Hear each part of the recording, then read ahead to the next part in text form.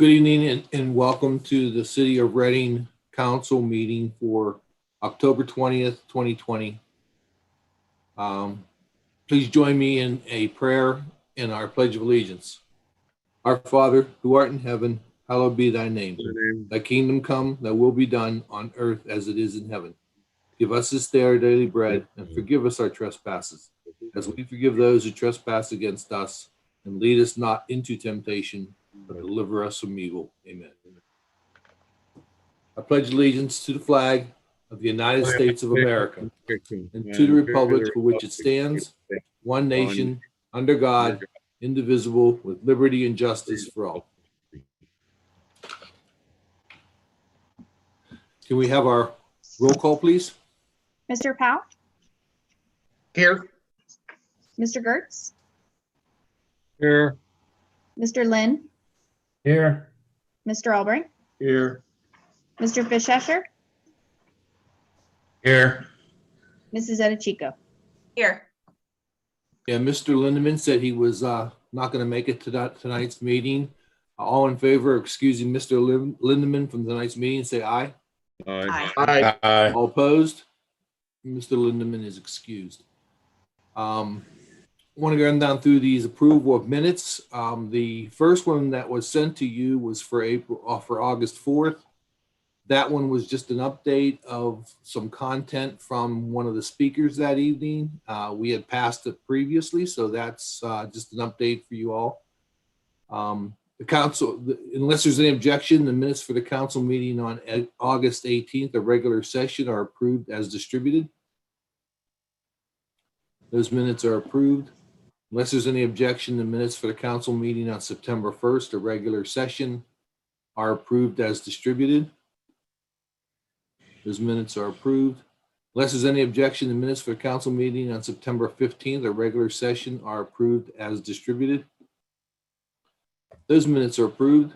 Unless there's any objection, the minutes for the council meeting on September 29th, a special session, are approved as distributed. Those minutes are approved. Unless there's any objection, the minutes for the council meeting on October 6th, a regular session, are approved as distributed. Those minutes are approved, and unless there's any objection, the minutes for the council meeting on October 13th, a special session, are approved as distributed. Those minutes are approved also. Tonight we have two sets of scheduled guest speakers. I'd like to go ahead and introduce Jason Enos and Miss Colette Lewis from the Reading Community School District to talk about any subject they want, but a couple in particular. So either one, if you want to go ahead and start, please address council. Well, good evening, everyone. And on behalf of Board of Education and Ms. Lewis, I'd like to thank all of you for inviting us to attend the meeting tonight. And I am going to begin sharing my screen for a brief presentation for all of you. Our topic tonight is, I'm looking like I'm not able to share my screen. Yeah, I think it's Lewis. Are you available? I am. No, not Miss Lewis. I think it might be Keith. Who's ICRC? Are you there? Yes, sir. How? Yeah, Mr. Enix would like to be able to share something. Can you make him a? Thank you, Mr. Nesbitt. You should see that button pop up now, Mr. Enix. I do. Thank you.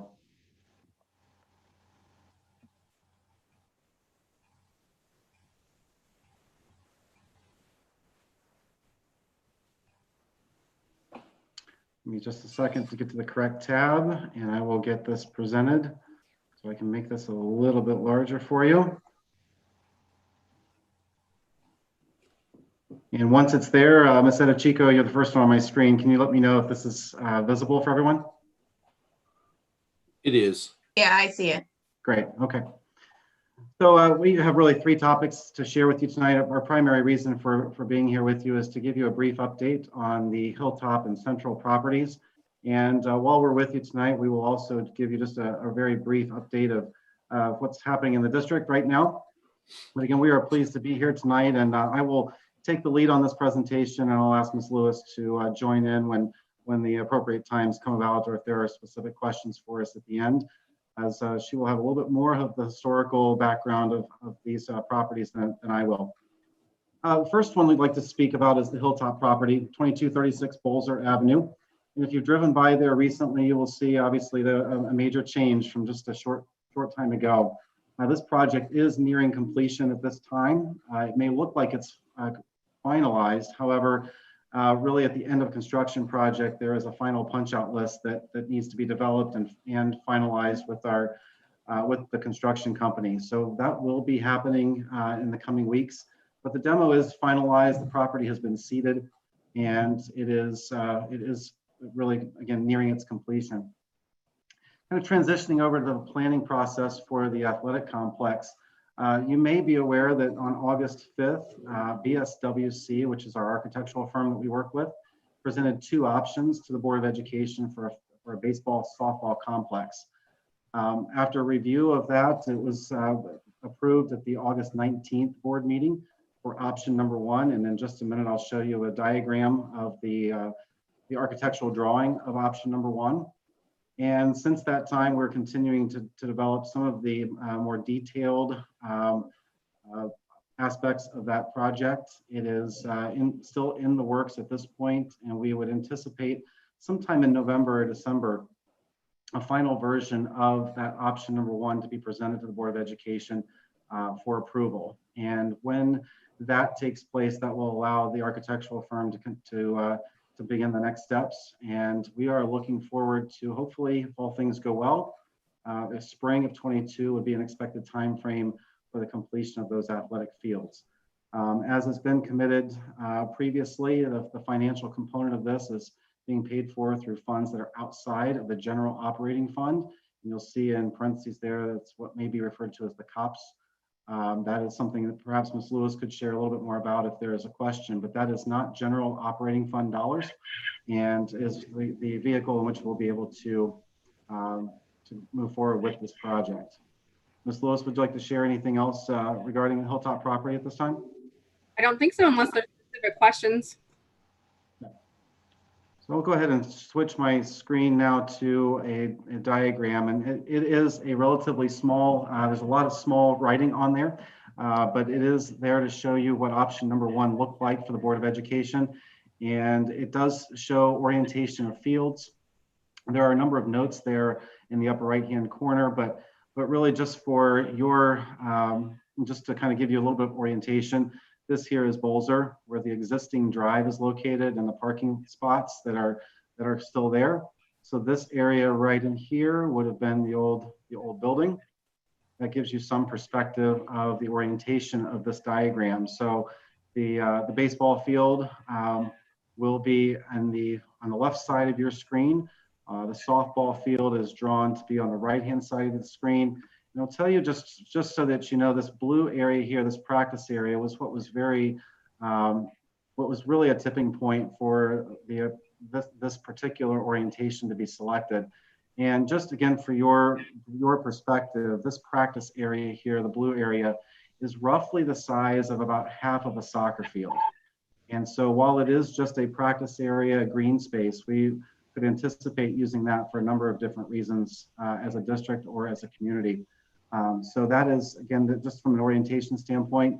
The other part of this too that really is important to share with you is you can see this yellow area here. That's where the center field wall is for the baseball field. And there's a very minimal amount of the trees that are going to be impacted by this particular design. Really, as we were looking at this would be the orientation that really made the least amount of impact on the property in terms of the trees in that area. So again, that just gives you an orientation of what the architectural design that was approved by the Board of Education on August 19th. And again, the timeline was shared with you previously as far as where we're heading with our next steps. And if there are no questions, we will move on to our next slide. I had a question. Yeah, absolutely. If you have questions, please let me know. Yeah, Mr. Enix, you said it's going to be paid for out of the separate from the general fund operations. Well, how is it going to be paid for? I understand that there's $950,000 that's in the lease arrangement that exists, I guess. But we owe, what is it that the school board and the city of Reading owes as far as the school system? I understand it was like $1.5 million is still owed on that property under a lease arrangement. Is that still accurate? Now, I'm going to turn this over to Ms. Lewis for the financial aspect of this. Ms. Lewis? Yes, so Mr. Gertz, the COPS was in layman's term, a loan that we took out in in January of 2012, and you're referencing that $950,000. So we have roughly $950,000 of that loan left of the $2 million that was taken out. The money that was spent outside of that $950,000 was used for property improvement in regards to Hilltop. There was some items completed at the old central building and the auxiliary parking lot that take up the difference. So in order to pay back that COPS loan, it would cost the district roughly it's closer to $1.6 million to pay back that loan. So my question then is, we still owe $1.5 million on that property as citizens of the Reading through the school system. Is that correct then? Not necessarily on the Hilltop property, because we were allowed to use those funds for permanent improvement within the jurisdictions of the property that were owned by the school district. Well, I guess what I'm trying to get to is the school system still owes $1.5 million on that lease arrangement that was set up with, was it US Bank, I believe? Yes, sir.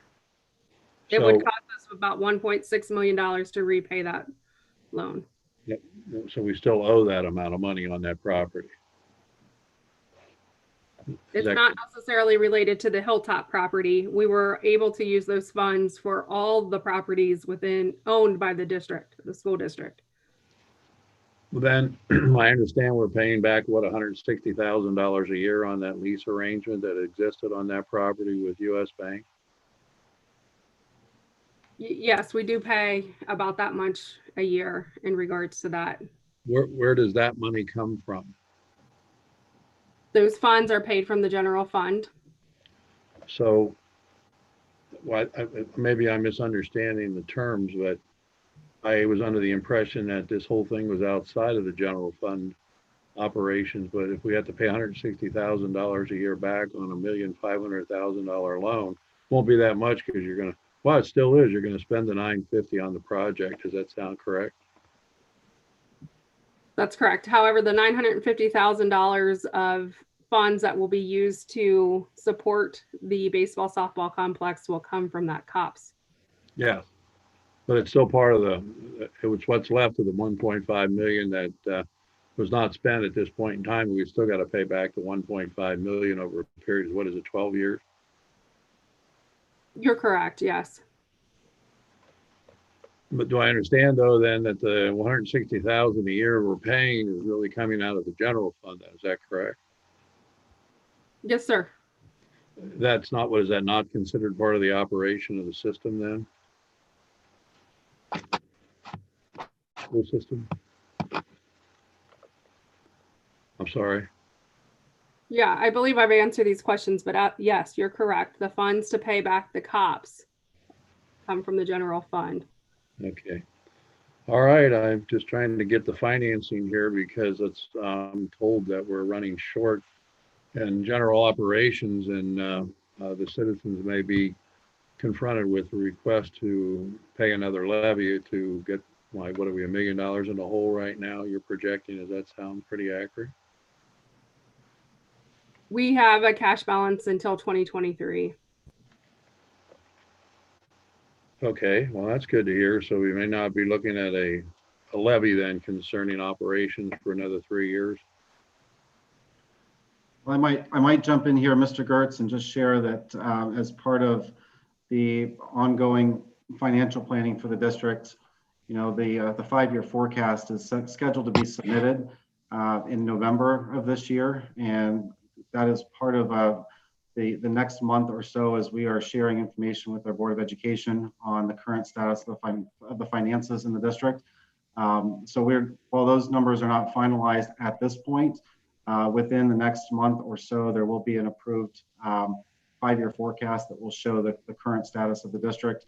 There has been some pretty significant reductions that have taken place really prior to me starting in the district back in the January-February timeframe, and then additional reductions that took place right when I got started in June as a result of state budget reductions. So there has been some pretty significant amounts of reductions that has had an impact on the 5-year forecast, and it's certainly improved our current status, projected current status for this current 5-year forecast that is scheduled to be submitted in November. Thank you, Mr. English, for enlightening us. I know you're just been here a few months, but I have a lot of good things I've heard about you. So I'm looking forward to the council and the city working with you. But at the same time, I'd like to, if you can, when you get that 5-year projection put together, maybe you could communicate that to the council as well and the citizens so we can get a feel of where we stand with the future goals and so forth of the city school system. So thank you very much. Yeah, sure. And much like what all of you are needing to do with sharing your council meeting remotely, just like what we're doing, we do the same thing with our Board of Education meetings. So we stream ours as well, and would encourage all of you as well as all citizens to tune in. And in the upcoming meetings, you'll continue to hear current updates that we have to share, not just regarding finances, but lots of other items related to the district as well. So I certainly would like to encourage the same. Okay, I thank do you. have one question. Yes, Yes. Mr. Fischler. Yeah, I was just wondering, is the field's going to be lit for night games?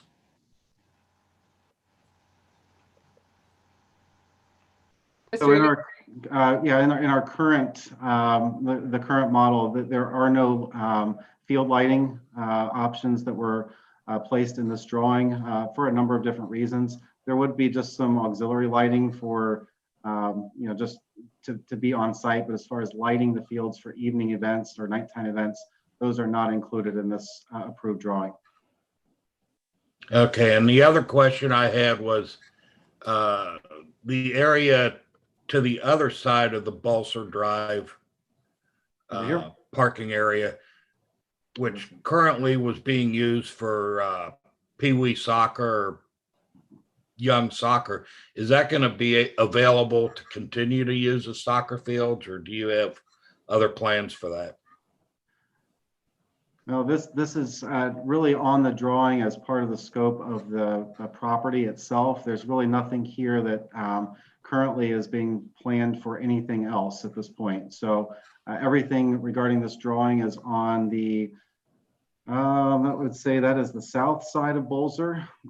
Everything on the north side has not had any renderings done or any part of this project at all. Okay, thank you. Sure. Hey, Mr. Enix, I had a quick question, if you don't mind, too, Mr. Superintendent. Have you had meetings with the budding property owners and the residents in any kind of detail?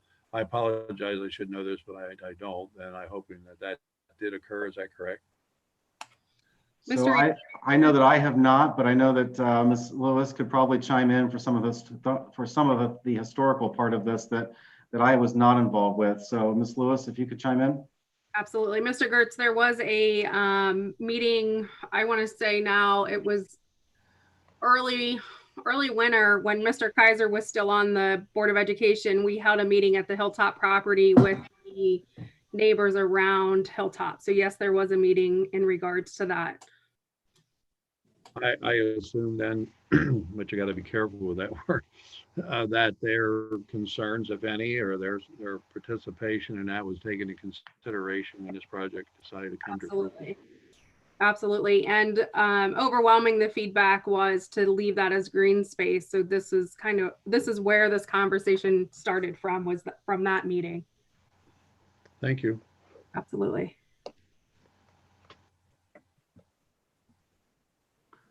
All right, I'm going to go ahead then, if there are no further questions, to the second part of this brief presentation. This is regarding the central property at 1301 Bonnell Avenue. So current status, I'm sorry, one too far ahead. The current status is, again, if you've driven by there recently, it is the demolition is really complete, and the project is also very near completion. So much like Hilltop, at the end of a project, there is a final punch-out list that's created. And while that might not be a very lengthy list, we don't expect it to be a very lengthy list. It is still part of the finalization of the project. So one thing I did want to bring mention to is that there was a change order that was completed in the fall of 2020. This had been in discussions really, I think, all the way back to probably nearly when I first started in the district, of the conversation of this particular change order. And this change order was to return this to a full green space. That had an additional amount of money that was going to be co-funded by OFCC. So in order to be able to turn this into as much green space as possible, that change order was completed. And with the contractor finalizing the demolition, I think it was last week or 2 weeks ago, I think was when it first began the seeding process. I did not drive by it the last couple of days. I know the rain that we're getting is hopefully a huge help to the seeding that's happened there and Hilltop as well. But this is, again, just a full green space on that property. So that is nearing completion as well. I know this has really been ongoing for quite some time, and just for my own self, I know from Ms. Lewis, who are taking over this project this summer, we're very glad to see it very much nearing completion.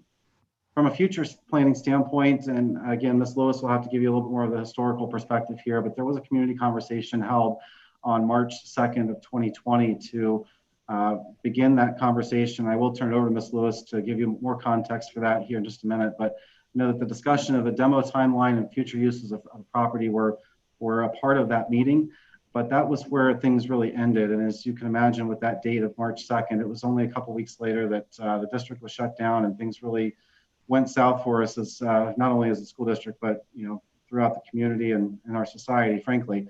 And so at this point, there's been no further action taken by the Board of Education regarding the central property. So Ms. Lewis, could you shed a little bit more light on that March 2nd meeting for council, please? Absolutely. So on March 2nd, the Board of Education held a community conversation, and I would say there was somewhere between 20 and 30 people there. We had citizens, council members, business owners.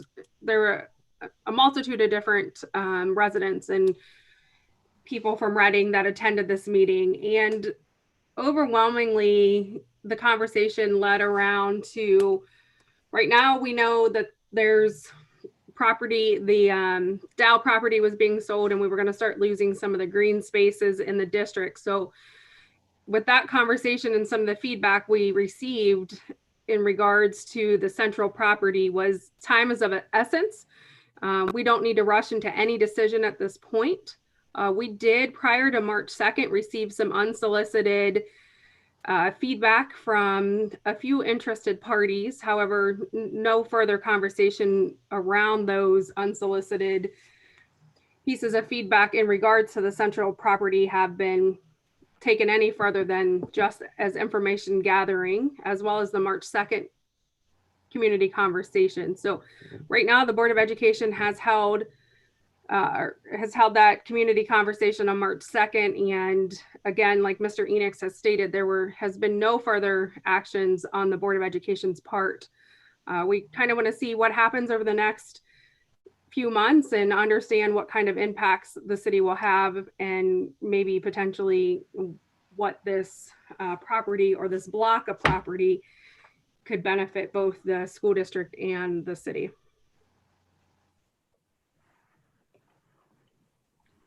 Okay.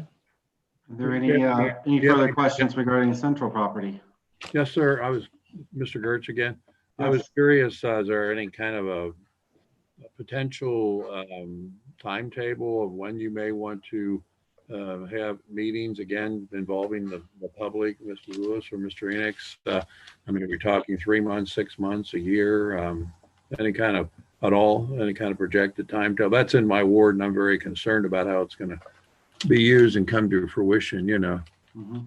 Mr. Gertz, one thing I'll chime in and then I'll pass it over to Mr. Enix is that the focus was on really developing that Hilltop property in regards to spending those COPS funds to get that underway and to make progress with the Hilltop property. And then the Board of Education and the Building and Grounds committee was going to start focusing on the potential uses of Central. So Mr. Enix, anything else to add there?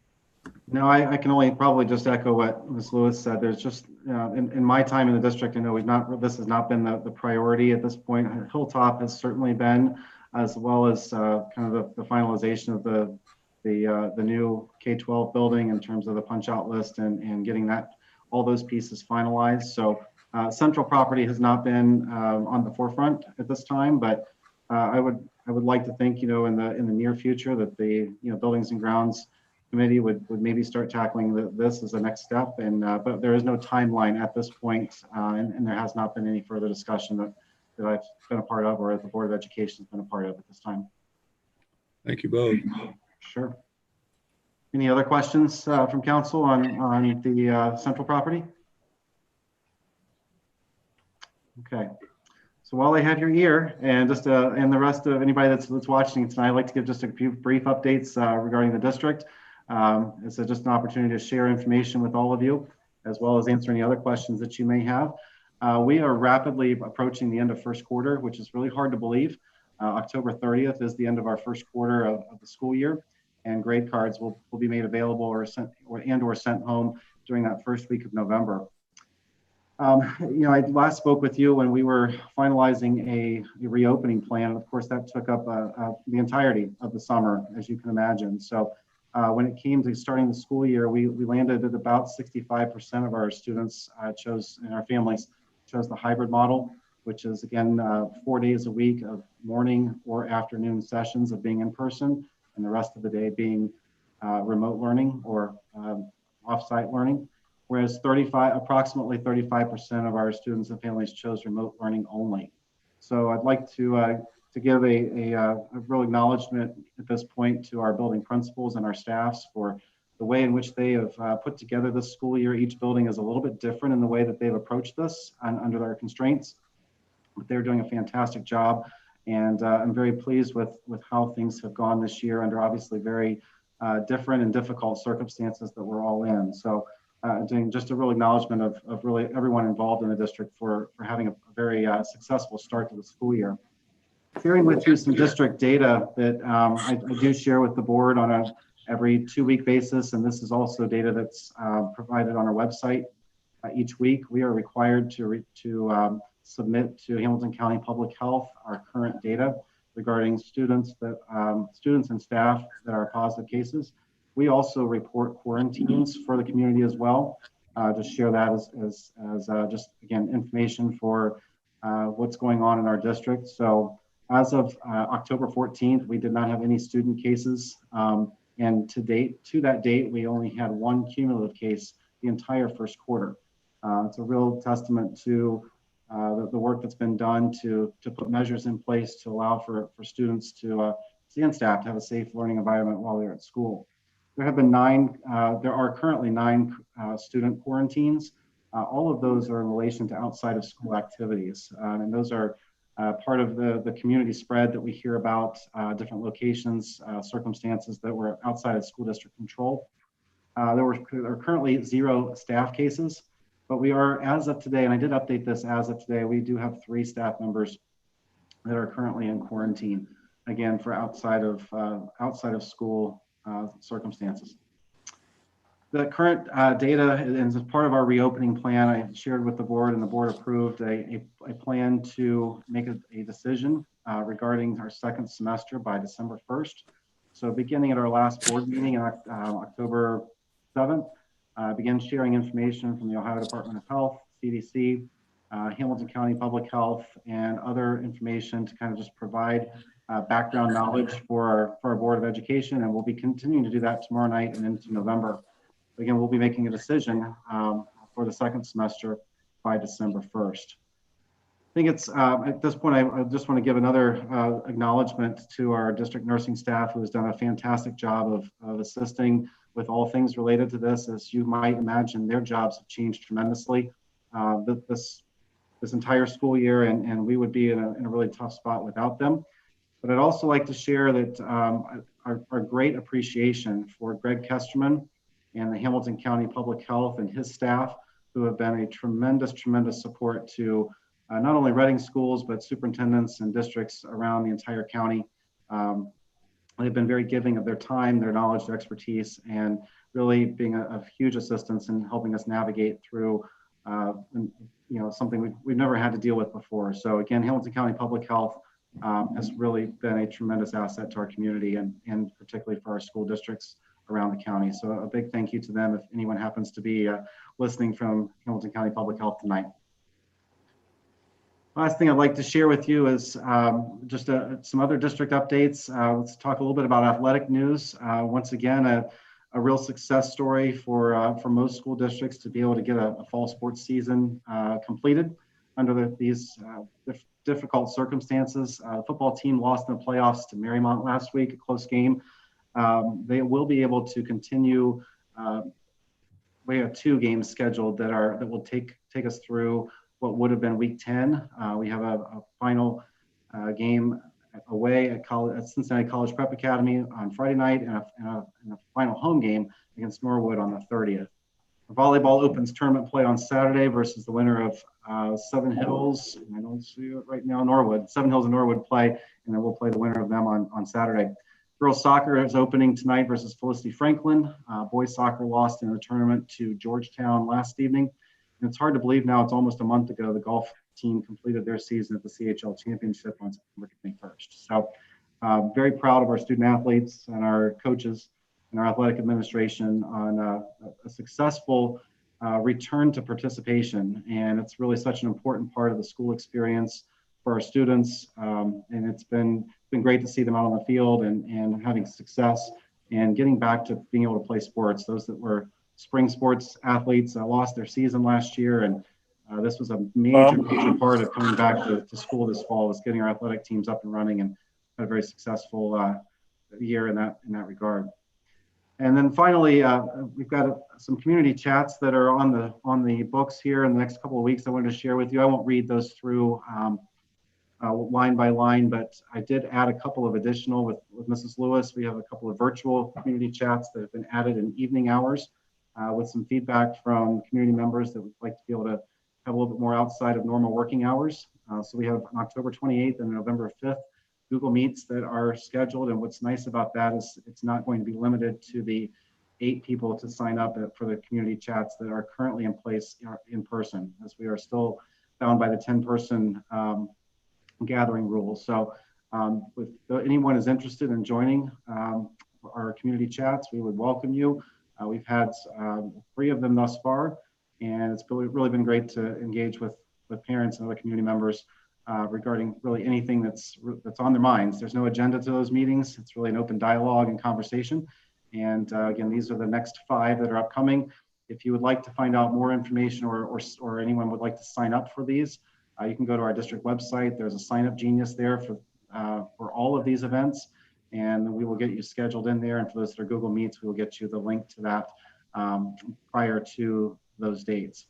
And then the last item is we have our next board meeting tomorrow night at 5:30, and I would encourage everyone to view our board meeting as well. So once again, I'd like to thank council for having us tonight, and on behalf of the board, appreciation for allowing us to share information and answer questions for all of you. So if you have any final questions, I'd be happy to answer those, or for Mrs. Lewis.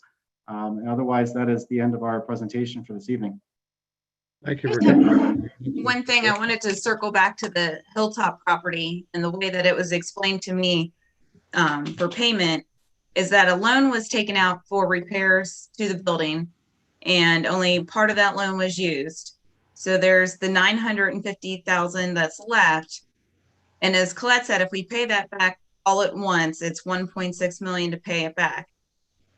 The way it was explained to me is, why not take that $950,000 that's left and spend it on something instead of nothing? Is that correct? That's the way it was explained by a couple of people.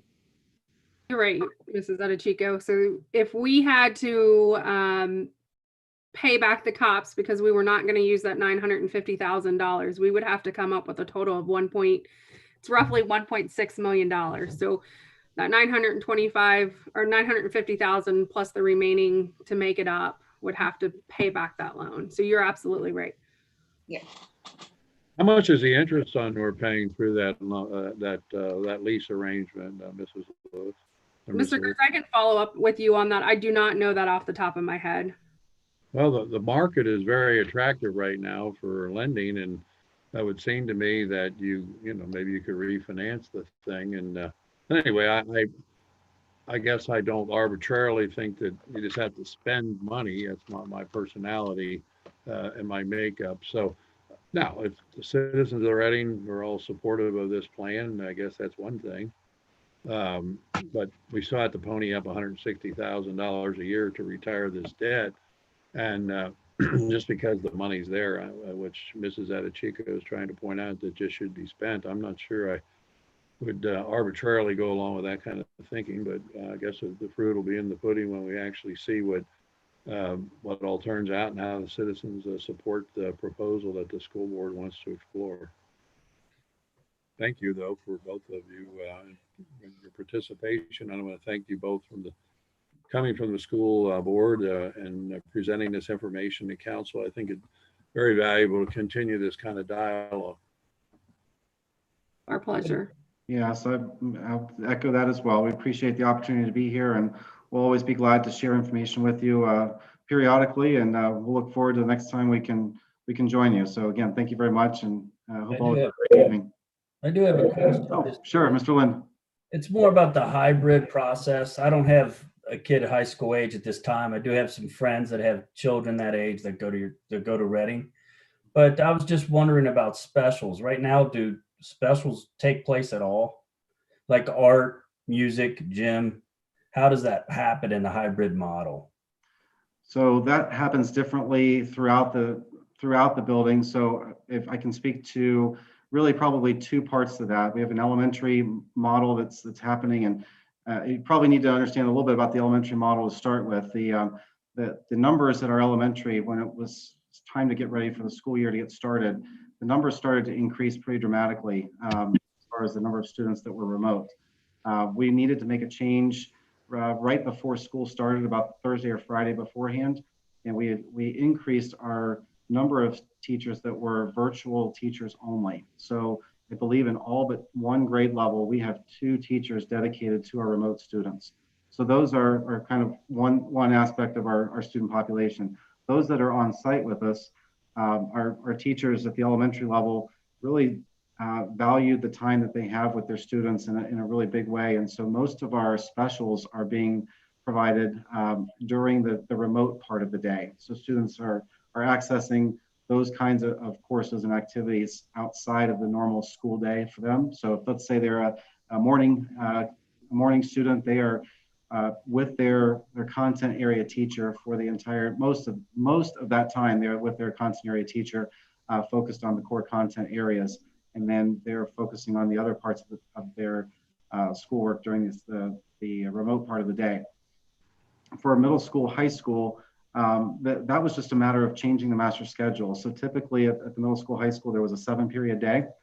We shifted that to a 6-period day this summer, so that allowed for an even distribution of first, second, and third period on one day of the week, and then fourth, fifth, and sixth on the following. And then that repeated itself during the second half of the week. So those counselors, administrators really readjusted their schedule. We really took out study hall. That was a pretty popular course. It was a class, whatever you want to describe that, but study hall is not an option for students this year. So that pushed students into six actual classes. And we, at the middle school and high school level, they have their specials or their elective courses just as though they would during a normal school year. So really they're seeing half of their teachers and classes one day, and then switching to the next 3 the following day. So really they're doing remote learning for those classes while they're not in school. And there are activities, responsibilities, projects, and other work to be done outside of the school day. Thank you. That clears a lot of things up. I appreciate it, and I appreciate both of you coming here today. Absolutely. Mr. Enix, if I could real quick, while you were discussing that, I was able to pull up the information that Mr. Gertz just asked about the interest rate. So Mr. Gertz, the interest rate ranges between 3% to 4.125%. Okay, thank you. What is it, 3 to 4.2? 3% to 4.125. Yeah, I want to also thank you both for coming in this evening. And stay out of the news. It sounds like when you're not in the news, everything's going great there. So thanks for the update and all the statistics on the COVID. You just don't hear them. All you hear about is bad stuff. So thank you for sharing that. Absolutely. I'm happy to share all the good news that I can. We have we have an outstanding staff. Our kids are doing great. We've got, it's a challenging time for students in a lot of ways, just like it is for all of us. They have adjusted exceedingly well in the building. I know that one of the big concerns people had as we got started with the school year was how well could students handle masks. That has been a non-issue in our building. It is really something that it's just a normal thing. It's really not been an issue at all. We've had, I will tell you just for additional information, we've had 0 suspensions this school year. We've had 0 expulsions this school year. Take that, I think, as a positive coming out of the school year as well. Our students are coming to school. They're participating. Of course, we're always going to try to find ways to continue to engage students that have chosen remote learning. I know that's a challenge for some of our students and families as well as for our staff, but by and large, we are having a very successful year. We're able to keep students in the building. We're not really dealing with a lot of the quarantining issues that you might hear from other locations around. So I know that there's not a lot of great answers for concerns coming out of schools. There's positives and negatives to whatever approach has been taken, but I'm very pleased to share the information that we can share right now as a fairly successful model and in keeping some consistency for our kids coming to school, 4 days a week. And we're really proud of where we are right now. Great. Thank you very much. Thank you. Thank you. Thank you all. Okay, you can, if you could quit sharing your screen then. Yes, I will. Okay. We do have a second set of guest speakers. There's 3 of them. I think we have a couple already joining. Melissa Johnson, I see, Linda Fitzgerald, and Jeff Shamat. Did I say that right? Shamit, yeah, you were close. Shamit, okay. They're here to speak about the Port Authority efforts. And Linda, if you want to go ahead and open it up for your group there. Yes, good evening, Council. Melissa Johnson, who is the Executive Vice President at the Port Authority and the city's partner for the redevelopment of the Dow site, met with us a little more than a month ago. And Council had asked that she come back this evening and give an update on the progress that is being made to advance this site to where it can be redeveloped and bring jobs and investment to the community.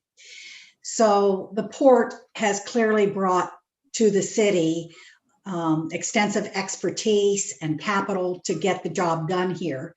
And I'm happy to announce that they have expanded that potential by their intention to bring on Nair Properties. And that's why Jeff is with us this evening. He is the Director of Development for Nair Properties. So Melissa, at this point, I'll let you and Jeff proceed. Thanks, Linda.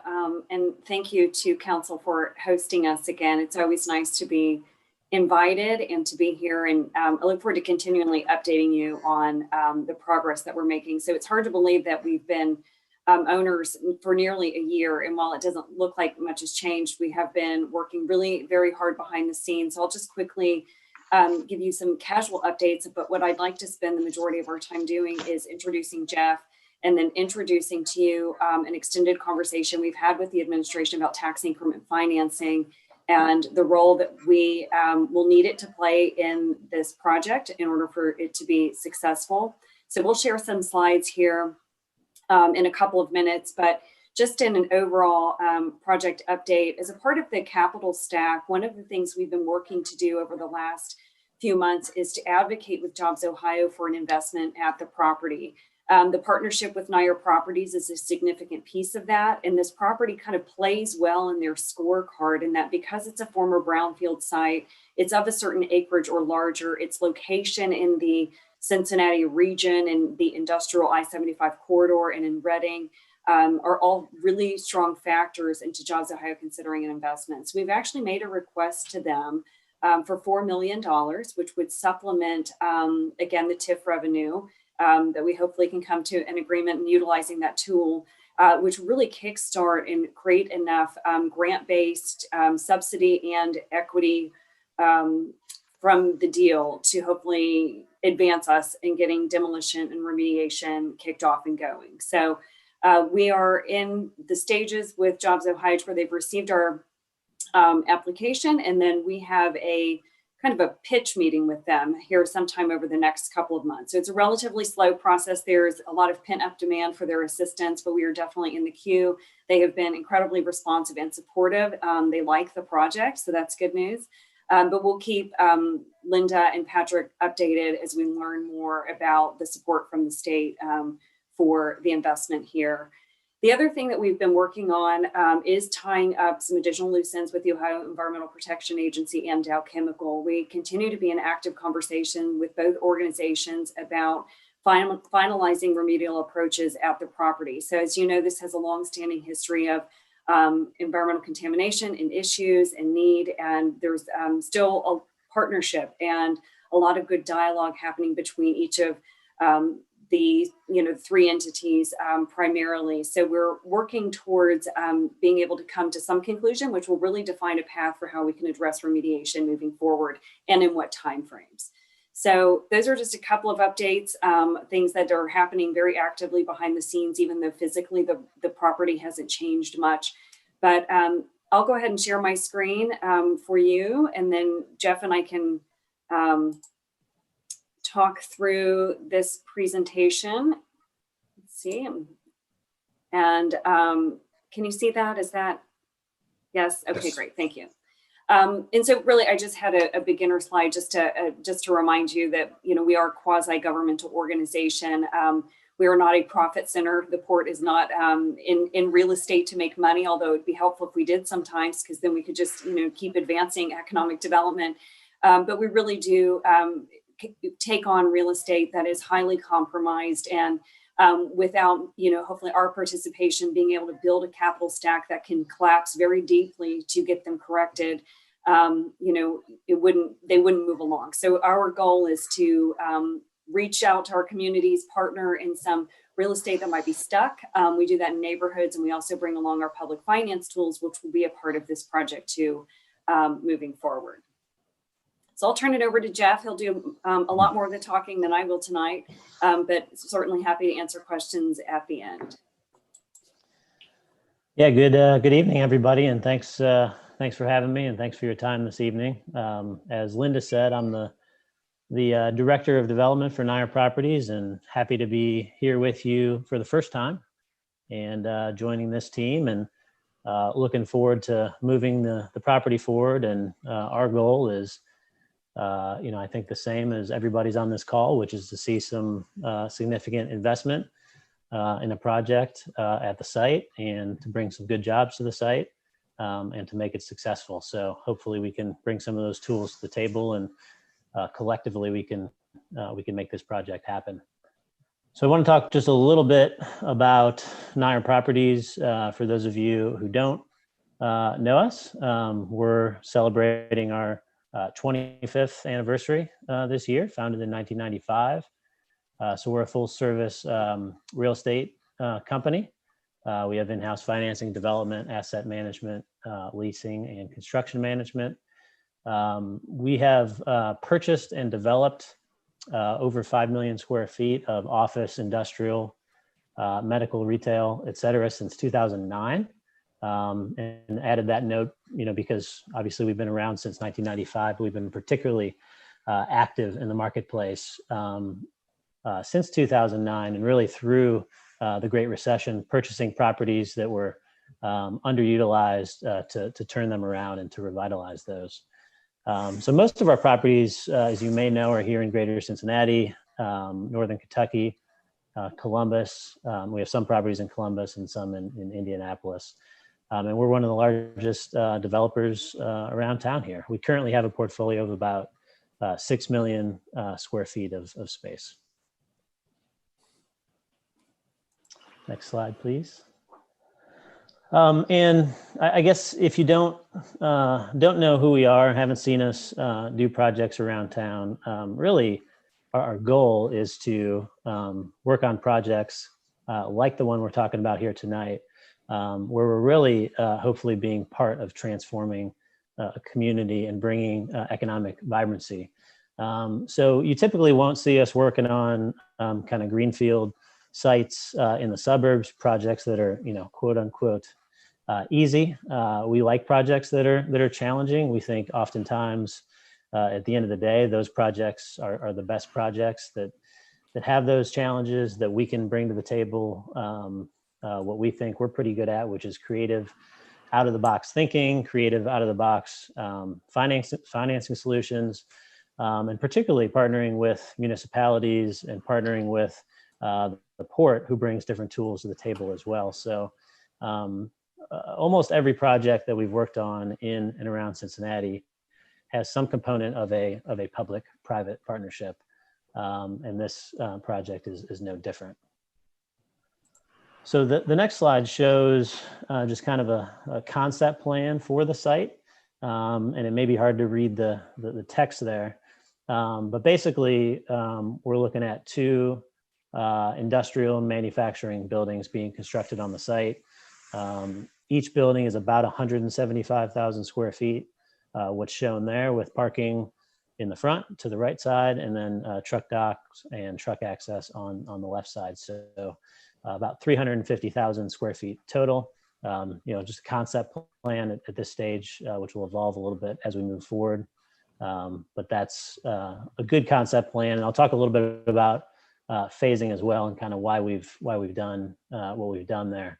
The southern building is labeled phase 1 because primarily from an environmental contamination standpoint, most of the environmental remediation that needs to occur is on the northern part of the site, which is under the phase 2 site. So what we're basically proposing to do is leverage the initial investment and the TIF, which we'll get into here in a minute, from the phase 1 site to help clean up the northern portion of the site from an environmental standpoint, put in some infrastructure, and kind of prepare that northern portion of the site for the future development of that second phase. So I know we shared this slide, I think, last time when we were with you, and it's just a reminder that the port does have strategic return on investment measures that we have studied. We've benchmarked across other communities in the nation. We've looked at Ready Cincinnati's data to see what kind of economic inquiry we've received in the region over the last 18 months or so, and we developed goals, albeit aggressive, for what we think that these properties inside of our portfolio could or should produce. And I will give credit to Jeff and his team at Nair Properties that they are in agreement with these as goals and targeted returns back to the community. It is also a pillar of the port's mission that our redevelopment of property is specifically and only for advanced manufacturing, that we will not sell and we will not approve a reuse of the property for just warehouse or distribution.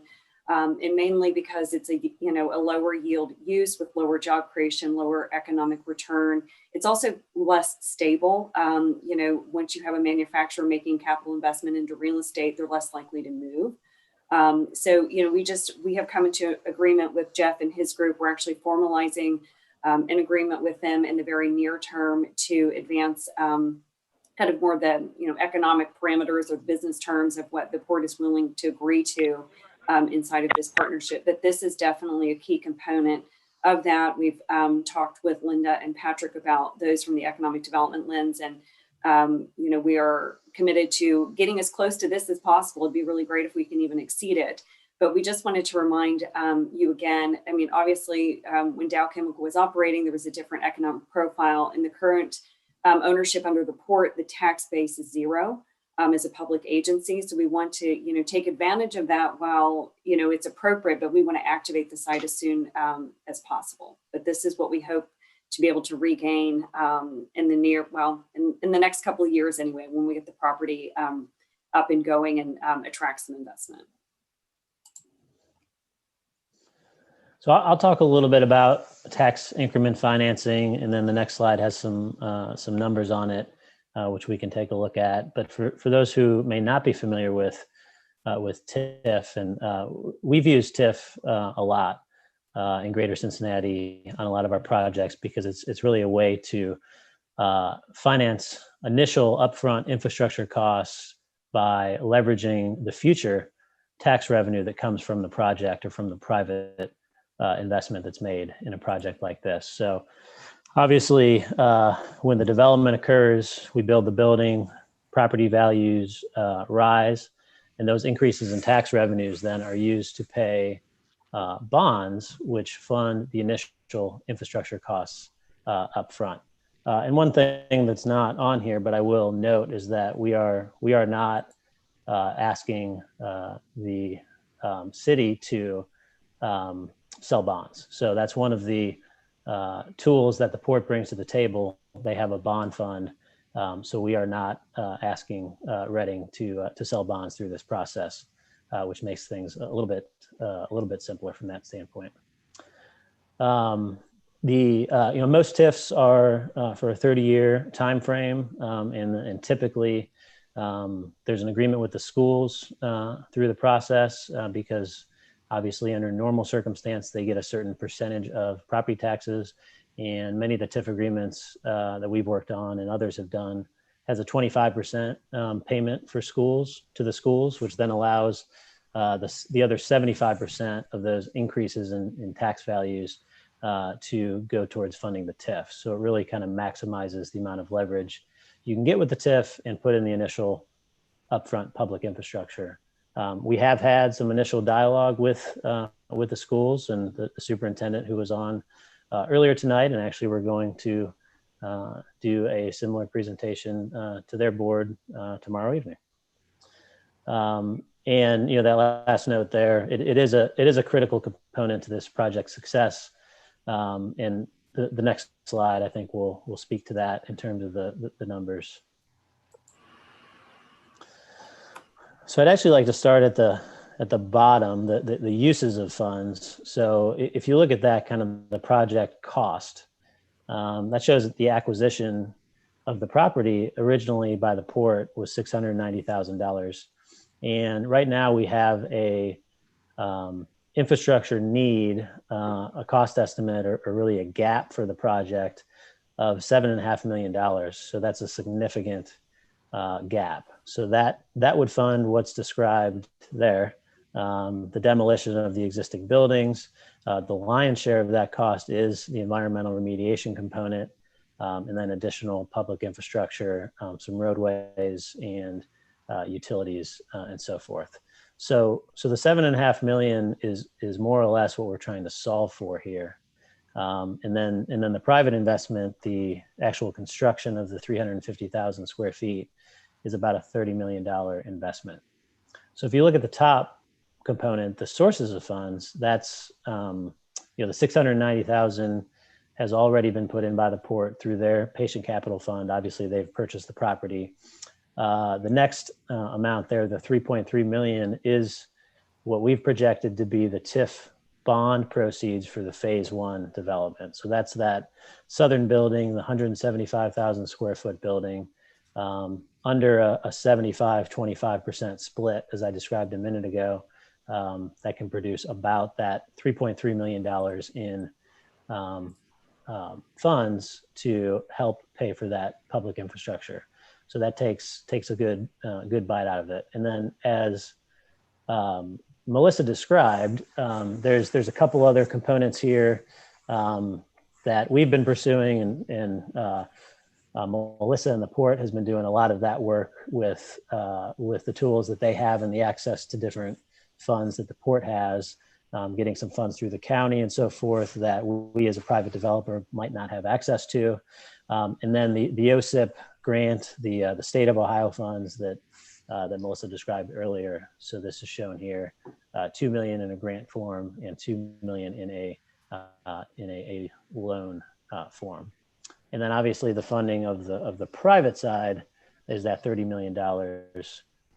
So 21 million in loan form, and then about $9 million of our own equity would be required for this project. I think the last slide is timeframes. So we touched a little bit on this, but obviously the port owns the property currently. And as Melissa said, we are working on a formal agreement with the port between Nair Properties and the port so that we would step in and provide our development services and expertise on the property. We have some time. The next bullet is August through December. So that's really to finalize any TIF agreements between ourselves and the city and the schools. So, you know, we're here tonight really for informational purposes and just to talk to you about the project initially, and happy to answer any questions this evening. We're not asking you for anything tonight, but over the next couple of months, you know, we'd like to come back for more formal discussion and approvals and so forth. And then beyond that, we're looking at, you know, March, April timeframe of next year to issue those initial TIF bonds once the approvals would be received. And then we can start the environmental remediation and the infrastructure work. We have that in May. And then really, you know, complete the plans and specs and so forth for the private building so we can start construction of the phase 1 building next summer. We have that around July. And then hopefully roll right through after phase 1 is complete into the construction of the phase 2 building. So I think that's the extent of our formal presentation here. But unless Melissa or Linda, you have anything else, I'm more than happy to answer questions. Thank you, Jeff. Thanks, Melissa. I just wanted to clarify with council that one of the things on their agenda tonight is to retain Brenda Weimer as our counsel on this matter. So she will, if you decide to do that, council, and I wholeheartedly hope you will do that, she will be available for the November 3rd council meeting to go into finer detail on the TIF.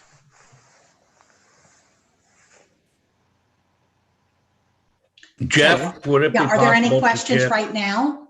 Yeah, Mr. Fisher. Yeah, Jeff. Is it possible to get a emailed copy of these slides to us?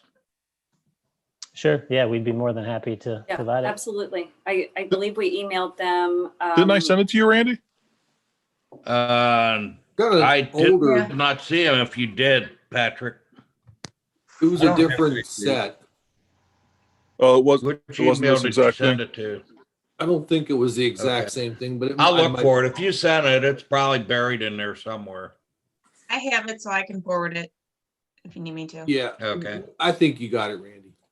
Yeah, there was a prior version that expanded on different examples of TIF that we shared with Linda and Patrick before. We just narrowed some of them down just for sake of time, but we're happy to provide either version. The other version just gave some other Cincinnati regional based examples of where TIF has been successful. But otherwise the content should be the same, but we're happy to provide both. Okay.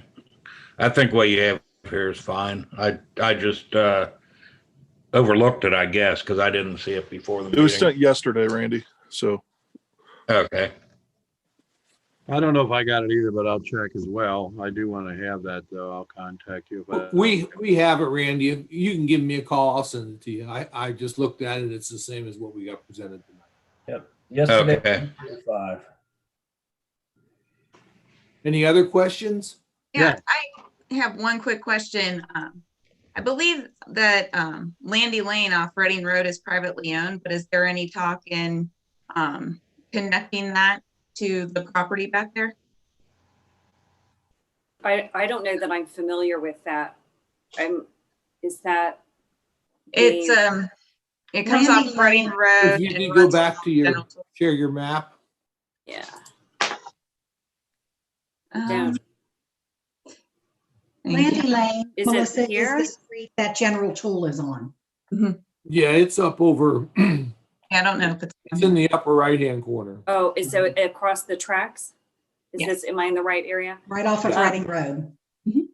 Okay, we don't have, and Jeff, you can comment on the overall other infrastructure plan. We don't have plans to connect that lane from across the tracks that I'm aware of. No. Okay. Yeah, we really haven't even looked at that. It's mostly just because you start trying to cross the railroad tracks with a road, and that's typically problematic or very expensive to do. And the creek. Yes. I may Jeff, not- Melissa, Hello? can you just explain what the ownership of the site will look like in the future, after all this, just so they're aware, because right now the port owns it, but can you go through and just explain how that would work in the future? Yeah, happy to. And, I will tell you that that's one of the things we're working through with Nair Properties currently is when and how does the property transfer? So the port is retaining ownership now, and in the development agreement we have contemplated, Nair Properties will have essentially an option, which will have certain measures that we are currently negotiating to be met for when they can exercise the option for purchase. And we're also negotiating whether that option agreement will be in phases or in whole or in part. One of the things that the port does have to do is that when we talked about the patient capital fund, the port does have private sector investors that have invested and put their money behind the acquisition. So we do need to make them whole for doing that and supporting this transaction that way. But ultimately, I think the end goal is that the property will transfer to Nair Properties in its entirety in the future. And we're still really working through the timing of when and how and under what terms it will do that. So it's not, it's still in the works. Jeff, do you want to comment on that at all, or? Yeah, no, I think that was well stated. The ultimate goal would be for us to acquire the property and develop it, but through the mechanism that Melissa described and ensuring that, the port continues to have control on what goes there and so forth. And excuse me, and we want the port to continue to be involved as well, because as I described, they have a lot of different tools in their toolkit from an economic development standpoint that we can leverage as well. So it's really a good partnership.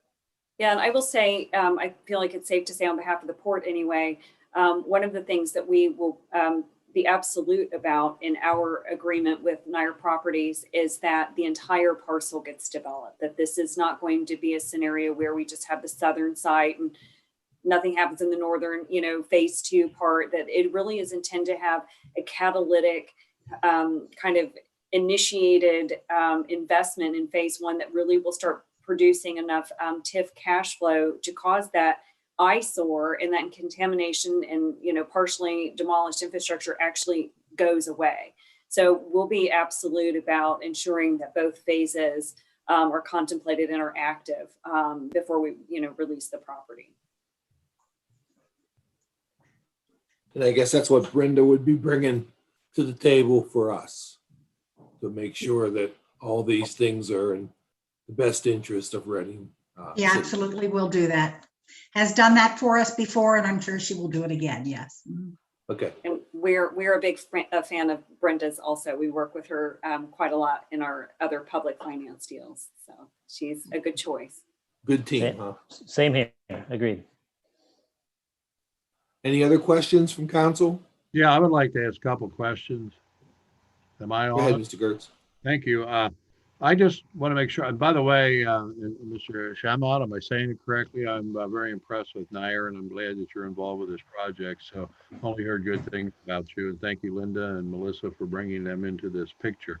But the questions, the question I would like to explore, so I understand this, you're looking for $7.5 million worth of TIF, which I understand it is tax increment financing. If that's correct, I may be wrong because I don't have the whole picture there. But it's not that the city would put up any money. It's a reduction in the real estate taxes over this for 30 years. Is that a correct statement? So you're correct in that the city would not put any money into the TIF. And Jeff, you can jump in here if you'd like. And it's not even really a reduction of the taxes as much as it's a redirection of the tax payment. So Nair Properties would still make a full tax payment, but where that tax revenue gets redirected actually changes.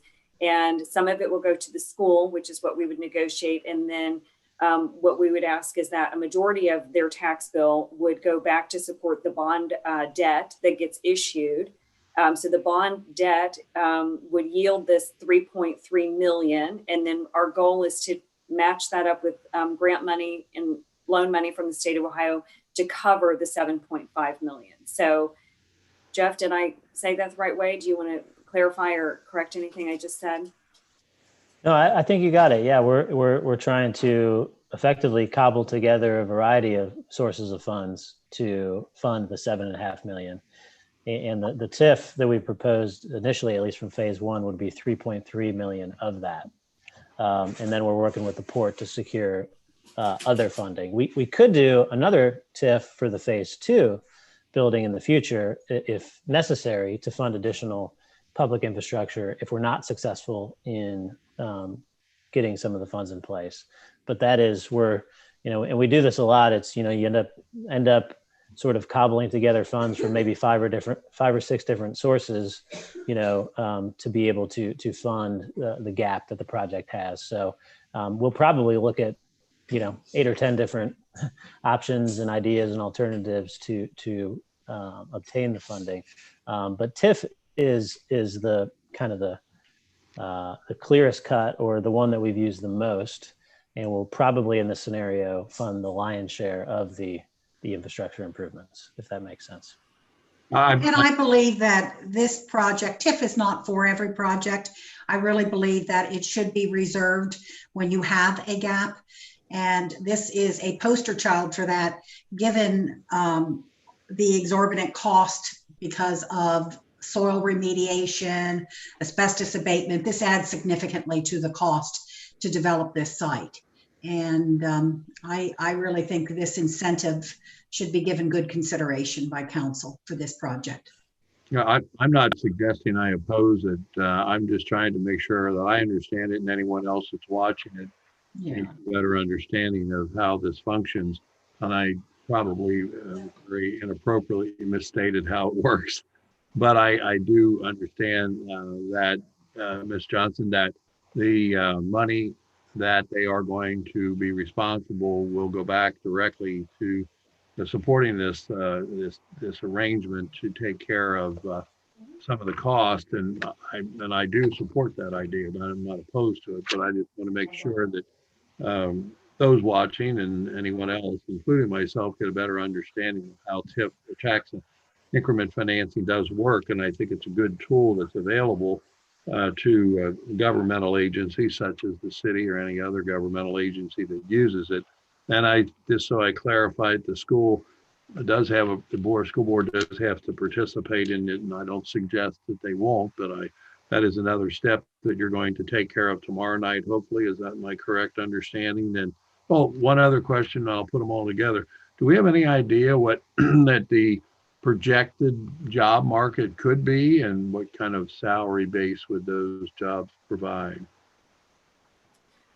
You are correct in that we will be speaking with the school board tomorrow. We've had an introductory conversation, and then in just one of the next steps most likely to come from this conversation that with the school board is that we will start refining the pro forma numbers. I also think it's worthwhile to say that 7.5 million is a big number, regrettably. And the port has studied this property extensively. We are still committed, as is Nair. Nobody wants that number, to keep pushing it down and refining it as much as we can, and looking for ways to do that. And Nair Properties is not, and Jeff, you can correct me here, there's not a tax abatement ask. I mean, they're really agreeing to pay the tax bill in full to support the need of this phase one, element to push forward that phase two. So, it's just, it is nice to see this collective approach and everyone being all in and doing what we can to, make it happen. But on the job creation side, the numbers here on the slide are the port's, return on investment goals. So we do try and strive for 16 jobs per developable acre. $65,000 is an average annual wage that we see in advanced manufacturing. And we have studied that data with Ready Cincinnati. We've benchmarked that against leads that have come in from prospects and companies that have considered, the Cincinnati region as a, place to do business. We have taken some liberties and calculated using your tax rates on the screen here for what that could generate. So these are very high level conceptual goals, but they are benchmarked at least in some study and data from what we can try and be realistic about doing on the property. So our goal would be that, ideally the property produces, 350 to 450 jobs and, pays a wage of, an average wage of, $65,000. It remains to be seen if that can actually be achieved, but that is what we're going to strive to do. I compliment you on everything that all three of you are doing for us, and I certainly do appreciate it. Again, this property's in my ward, so I'm very concerned of that. Sure, yeah. I do want to clarify that around this is property tax, not income tax. Correct. So That's correct, yep. the income tax would still be going to the city of Reading once there's workers working. Yes. Yes. Okay. Any other questions from council?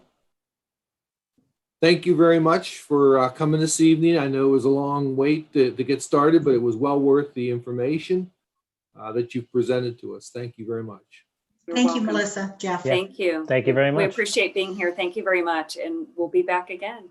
Thank you Okay. very much. Have a Thank good you. evening. Have a good night. Yeah, and if you would then go ahead and quit sharing your screen, where we go, Okay. we're in good shape now. All right. And we'll leave you to the rest of your meeting if you don't. Thank you very leave much. us. Yeah, you can. Thanks, you Melissa. Thank you can, again. All right. you Good can check night. out. It's already Take care. gotten pretty late. Thank you. Good night. Okay, I'm going to jump into the rest of our schedule here as quickly as we can. Yeah, Just go real ahead. fast. I'm sorry to interrupt. While Linda, you're still on the meeting. I Yes. am. Can we, a council person would have to request the executive session to discuss potential property sale. Can we do that very quickly? Is that something easy to do via the Zoom or? Well, Do we- they start another meeting for us, and we So all do we leave need to this do it at the next and meeting? back. We can do it at the next meeting, Linda. Is that all right? Yes. Does it have to be executive session? Is Yeah. this through the CIC? No. Oh, okay. ICRC, are you still on there? Yes, sir, I am. The person that would need to create another meeting for you to go into executive session right now, that usually has to be done ahead of time. He is on vacation right now. He's not able to be reached. Okay, I was going to ask a question. I'm looking at my screen and I see panelists 13. That would obviously be the 11 that we can see right now, plus yourself and Sabrina, Correct. who's on the list. There are no attendees, so there's no one else that can see this meeting besides the people who are on it as participants. Well, if anybody, it is being streamed live. It is being streamed live to YouTube as well as the ICRC website. So if any, it is possible that people can be tuning in via one of those services and watching. Would that then show as an attendee once they tune in? No, it would not. An attendee has to receive a specialized invite. That's when they can come into the meeting. I think I have a solution, if I may. Or- Why don't we Keith, proceed and I just won't mention the name of the company? It would be so easy if we just were at the council chambers and could go out. Yes, the good old days, Tony. No, Keith, but are you able just to I turn think the that feed I off? could share it with you and not reveal who the company is. I'm sorry, Okay. I just heard a question to me. Sorry. Well, just real quick, are you able to turn the live feed off briefly and then go right back to it, or does that mess things up? That is not something I've done before. Let's not do that then. I Okay, don't want to mess it up. It's possible, Go- but let's go with very well Linda's might mess idea. it up. Why don't we just go with Linda's idea? Is this something that we have to do tonight? I would like to give this I mean, if we don't have prospect, to do it tonight, why don't we wait and do it right? Well, go ahead, Linda. What were you going to say? well, I'd like to give this prospect an indication of whether you're even interested in this type of project. And I think I can, at least give you what the company does and what the job creation would be. It's for the Nivus and Weiskopf property. Patrick, I want to make sure you're comfortable with that, though. Yeah. Just mention it's a business that would require us to rezone the property for a different use and Okay, different well then- jobs. So just mention what the kind of All right. what the kind of business is and what kind of jobs, and we can leave it at that and see if council is It is interested. primarily a warehousing distribution company with some office, and they repack and assemble corrugated study corrals. Now that we have COVID, you're seeing more and more of these plastic and paper corrals that they put between students. And they would build a 30,000 square foot building, and it would be 25 jobs in Reading, warehousing jobs. And just to give you an indication, their average salary will be about $36,000. You just heard the Port Authority say that a manufacturing job is more, and this is correct, more in the range of $65,000. So the earnings tax is the earnings tax, if this project proceeded, it's would have a $1 million payroll in Reading, which would give you about $20,000 a year.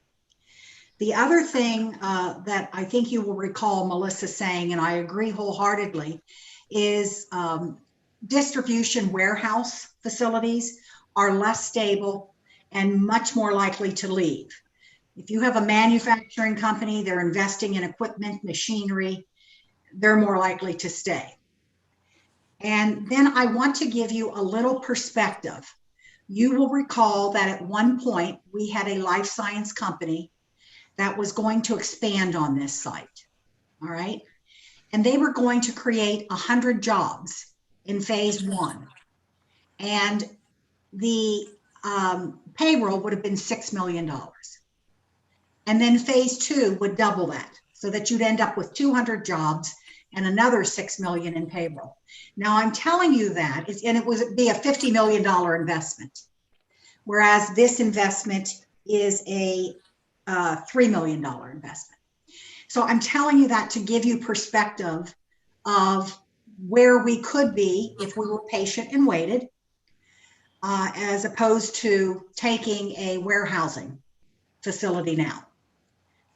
And so I think that gives you enough perspective to understand, is this really something that you want to do? Rezone that from R&D, manufacturing to warehousing.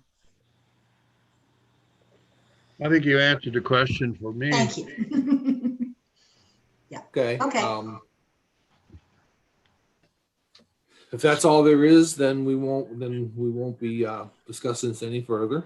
Yeah, in fairness to the prospect, I did want to get back with them. Okay. I have problems with it also. Okay. Thank you. Do you need anything else besides the discussion? No. Nope, that's it. The only other Okay. issue I had, and Patrick, do I need to stay on for McCluskey? I don't think so. No. Okay. All right. I highly Well- recommend we proceed with that. Is Sabrina still with us? I just see her. She's listed as here. Yes, I'm here. Sabrina, I should know this and I don't, but do we still have any obligation on the indebtedness for that Nivison property? I thought we pretty well paid that off, but I'm not positive. Let me check the spreadsheet. Hold on one second. Well, you can go and do it. Do you want to go to, do you want to discuss the McCluskey right now, Patrick and Linda? That'd be great. Patrick, you're on mute. Yeah, it was just, I sent over the legal description, the map. I know we just received that from them. So I wanted you guys to take a look at it in person.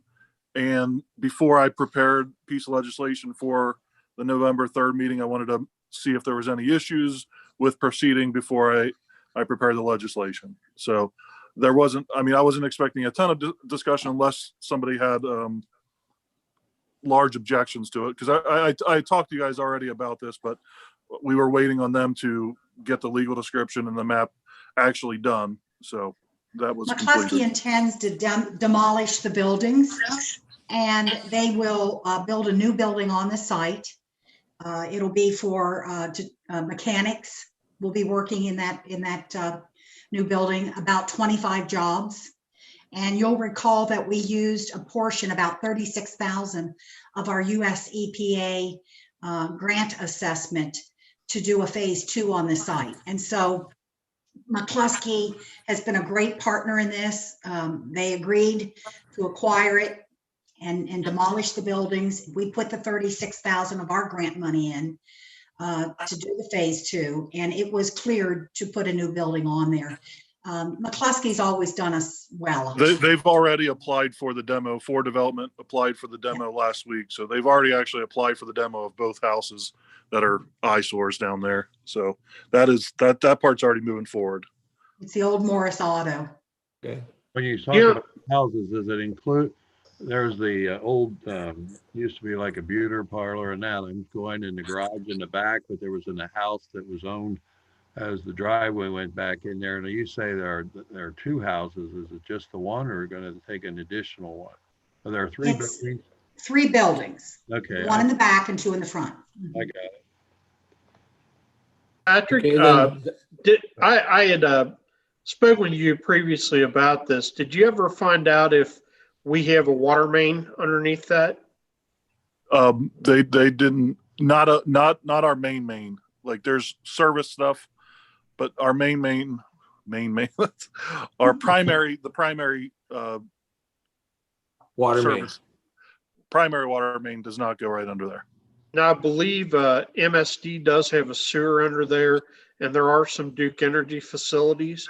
We would need to make sure that they're reserving easements for those before we vacate the street. That's my only comment on it. And then can you get McCluskey to move all the office people over there as well as this? Tony, you can head up there with me to Fields Erdel, and we'll see what we can do. We tried to annex it one time, it didn't work. Yeah. Okay, then this will come to council as a ordinance for next week, correct? Or 2 weeks? Patrick? Yeah, I'll draft something up with Dave. Okay. If there's no other questions on that, I'd like to go forward with the meeting then. Thank you. Thank you. Thank you, Thank you Linda. very much, Linda, for coming and participating. It's a pleasure. Bye-bye. Thanks, Bye. Linda. There was no audience participation. Reading of any communications? I do have a letter that was asked to be read. It's actually addressed to the President Council, Chris. It says, "Dear Mr. Nesbitt, I am very concerned that Mr. Gertz is using his public position as a council member to campaign against a public school levy here in our very own community. On multiple occasions, he has referred to a levy that has not yet been voted on by the school board, and he is making false statements as if they are facts to persuade council meeting viewers to vote against the schools. Is this something we should expect to see and hear from city council members during public meetings? After you have read and responded, please forward to Carla to have her read at the next meeting. I am wondering if this is some kind of violation. Thanks sincerely, Patty Carone, 1198 Old Wick Drive." Okay. Any other communications? I'll make a motion that be received and filed, and I'd like a copy of it, and I'll respond to it as well. Motion made by Mr. Gertz to receive and file the communication. All in favor? Aye. Aye. Randy, Aye. you're on mute. Tom, you were on mute. Aye. Denny, okay, I think I got the spirit of it. Then that communication will be marked received and filed.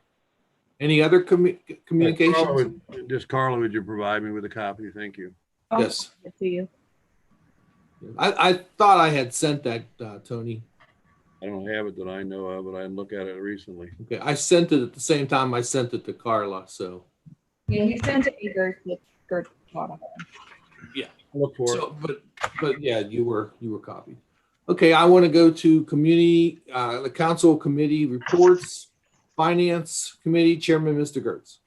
Thank you, Mr. President. First, there's something I'd like to cover, two things before I get into my report. Number one, I'm glad that Mr. Ross reminded me of a very dear friend and a very fine, upstanding member of our community, and her husband served the city in many, many ways, Mr. Phil Petronio, but as chairman of the Utilities Commission and many other capacities over the year. But I want to make sure we as a council and representatives of the city wish Lois Petronio a very happy birthday this Friday, the 23rd. She will be 99 years old. And she's, as I said, wonderful. She's a very fine person, and she and her husband are two of the finest people I know in the community.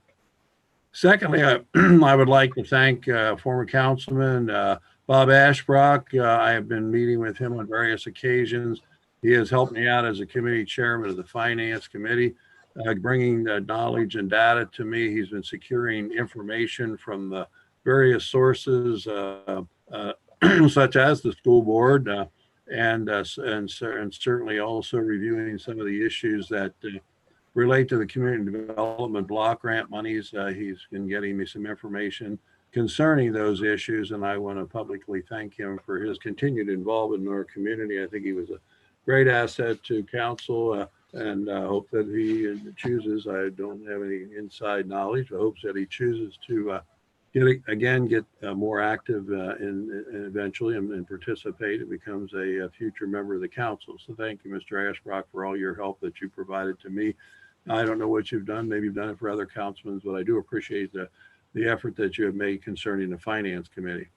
One of the things I want to note, and I, along with my nephew, want to thank all those that expressed their sympathy for the loss of Mel's mother, my sister-in-law, Virginia Gertz.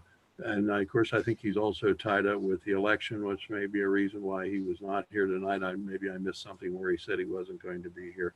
But I think it's important to note, I don't know if Sabrina was going to add, I don't want to steal her thunder. We have, as you're all well aware, we have the opportunity to make, we've already investigated this, if we need to make some kind of an immediate effort to recover financing in the future. We can go and make that effort and get that money borrowed. I think that Sabrina and Mel and our finance departments of the city have done an excellent job in pursuing those efforts. We too, as council, if you recall, passed some legislation authorizing us to go forward.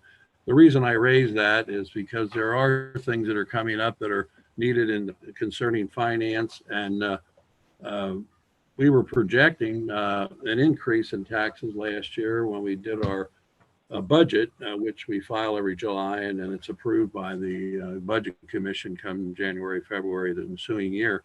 But right now, we're showing that we're about I read it correctly here from the September statement, we're down 3.2%, which if you're projecting a 4 or 5% increase, obviously is getting into the area 5 to 7% of less income that we're likely to have this year, although we've had some other monies that come in, thanks to Sabrina's announced those in the past, concerning money we got back from workers' compensation and some other monies from other entities that we've got some additional cash that has come in.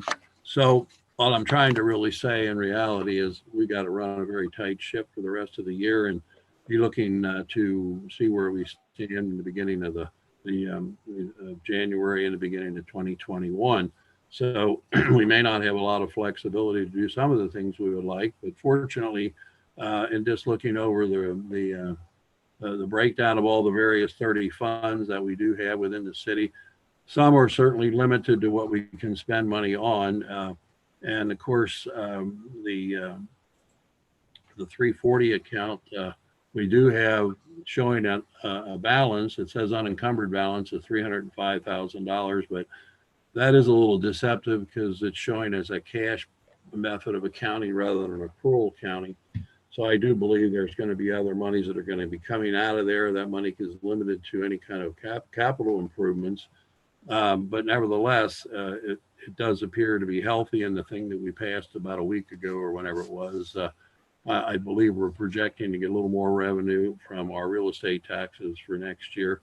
It went up a little bit, so that is going to be healthy. And looking at some of the things that may be coming in the future, that because it's in my award concerning the flood remediation, I would like to get more active in trying to determine if the remaining unencumbered balance in the FEMA fund, which is about $75,000, might be directed towards that. And that I want to segue into the whole idea that we are, and I did casually say something to the safety service director today, but I am a little concerned. I want to make sure the community development block grant monies, as you members of council and city officials are aware, is typically a 3-year program, and our current period ends this year in 2020 for the past 3 years. We originally proposed that we were going to work for flood remediation, and I'm a little apprehensive that, to my knowledge, and maybe I have not been adequately advised, but I don't know that we have any concrete proposal that is on the books at this point in time. And I hope that we're going to move aggressively to get something accomplished here before the end of the year. Now, I have, thanks to Mr. Ashbrook again, we've done some research, and I did talk to Linda Fitzgerald, and I believe JMA is doing some of this for us, but which is our engineering group. I think we have until September of 21 to spend the money, but unless we have something on the books to show that we really have a project, I think we gotta make sure we're going to be in a jam. If it doesn't happen, I don't want to lose. I think it's $150,000 that's out there from the community development block grant monies.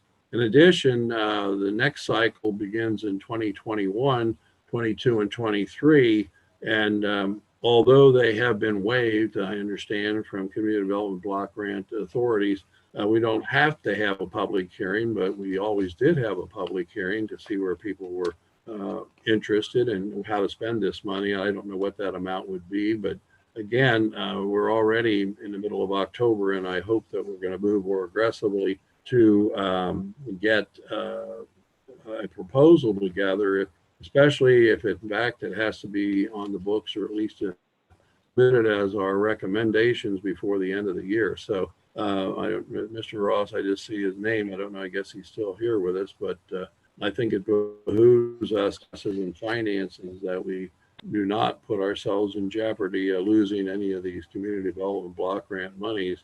They're in a cycle. We as a city, we could go out purely on our own and pursue this, and it is federal monies that come down through the pipeline. But we have chosen over the last probably, I don't know, 20 years or more to participate with the county, and then, or I don't remember how many communities are a part of that, probably 15, 20, 25 or more. And then we are more apt to get a larger grant money from the federal government. But then as a member of that group, we do have to submit our proposals. There's an overseer of this on behalf of the county that spearheads it to make sure that they try to make sure that each community gets a certain amount of funds. And, there's a few other communities I understand that haven't been pursuing this. But I think that we need to pursue this and get this accomplished before the end of the year. I don't want to see us lose neither of the money that we already should have a lot of us, especially if it's for flood remediation. I'm told that administration wanted to wait till the, I guess the bench that we just are finishing up in construction, how it's going to work. But who knows, that could be spring before they really get to see how effectively the bench that we put in on the north portion of property up above BYO Fields in that area, which is very much adjacent to the property we just talked to, the old PNC property and the Port Authority's property. But I think it behooves us, and I hope that this is going to move along more rapidly. If not, then someone here must take the bull by the horn, I guess. The utilities, buildings, and lands. Now, Mr. Lindeman's not here tonight. I don't want to throw it on to him. But I do think it's apparent that we need to do something aggressively in that field. Another thing that concerns me in finance, I will not go into the details. The council members and executive session are aware that we have not been successful in some litigation, and which could cost us quite a bit of money. And we're not in the best of physical health to pay out a large sum of money that could come to fruition. And to be blunt, I'm kind of concerned of how we got to that level. And well, no means am I pointing the finger to our law director. He was not a participant directly in that, and I have great confidence in Mr. Stevenson. But as a result of some litigation that we had outside counsel and outside people who were participating in this process, I think it behooves us to find out, where anyone dropped the ball way back at the very beginning of this issue.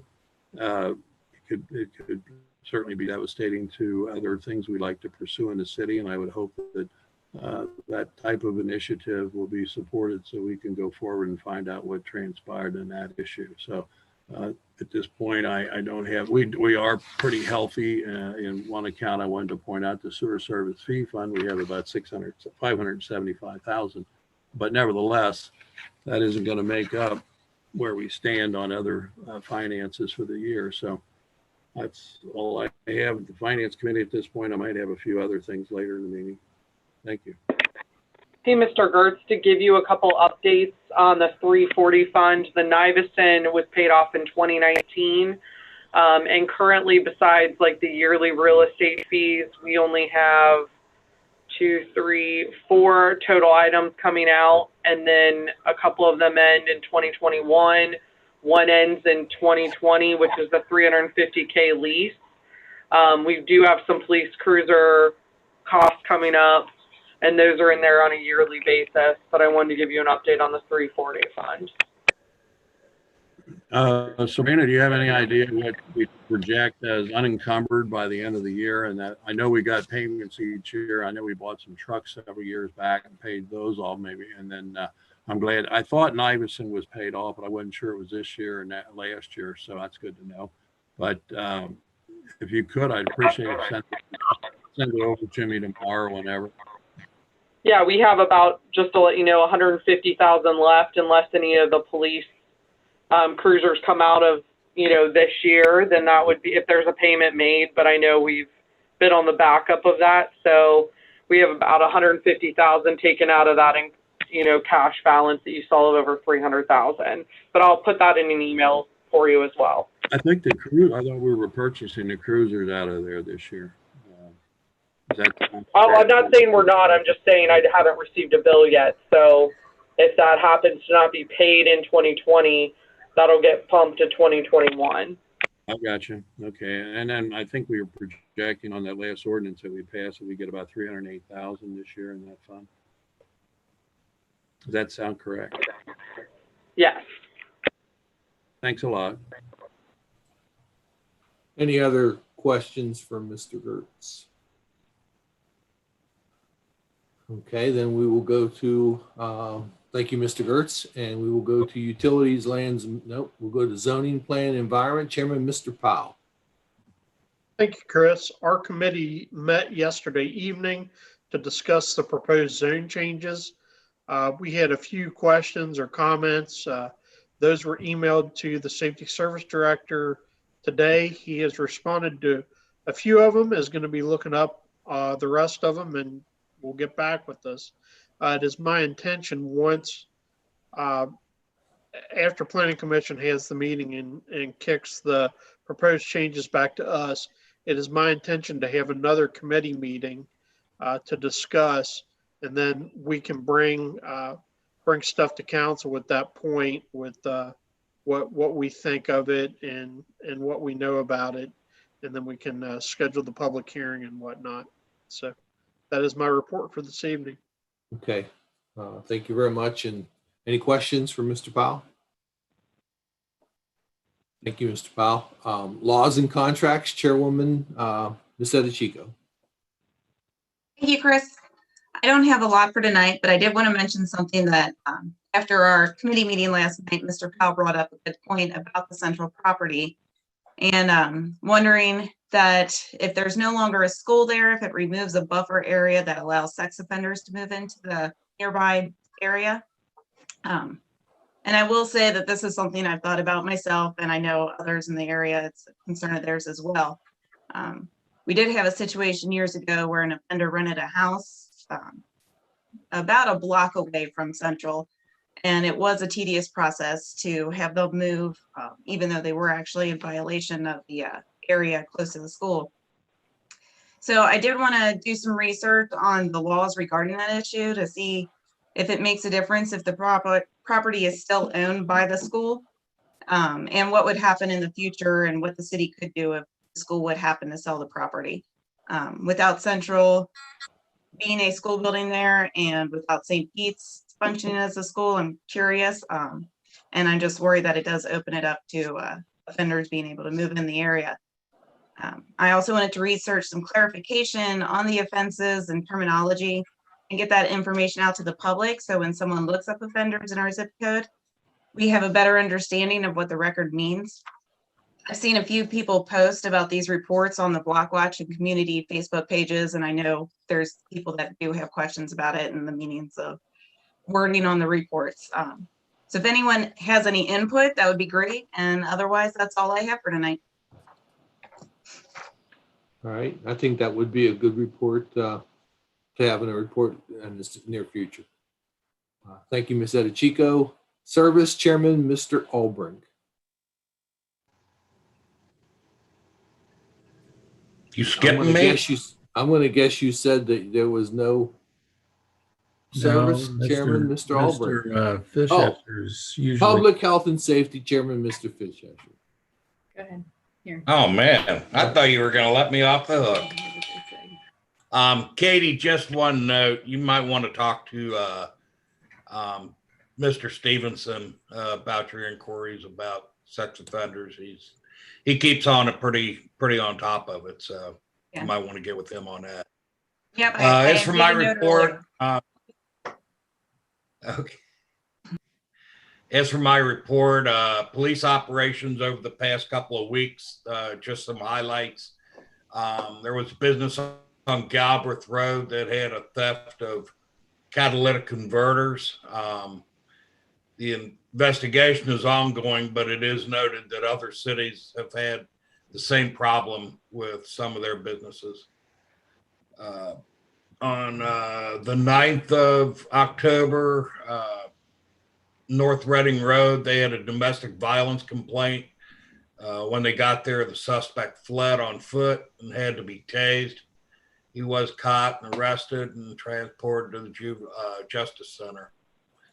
On the 10th, there was a call for shots fired in the area of Mechanic and Reading Road. Officers located one shell casing. Witnesses reported an unknown person had fired several shots in the air.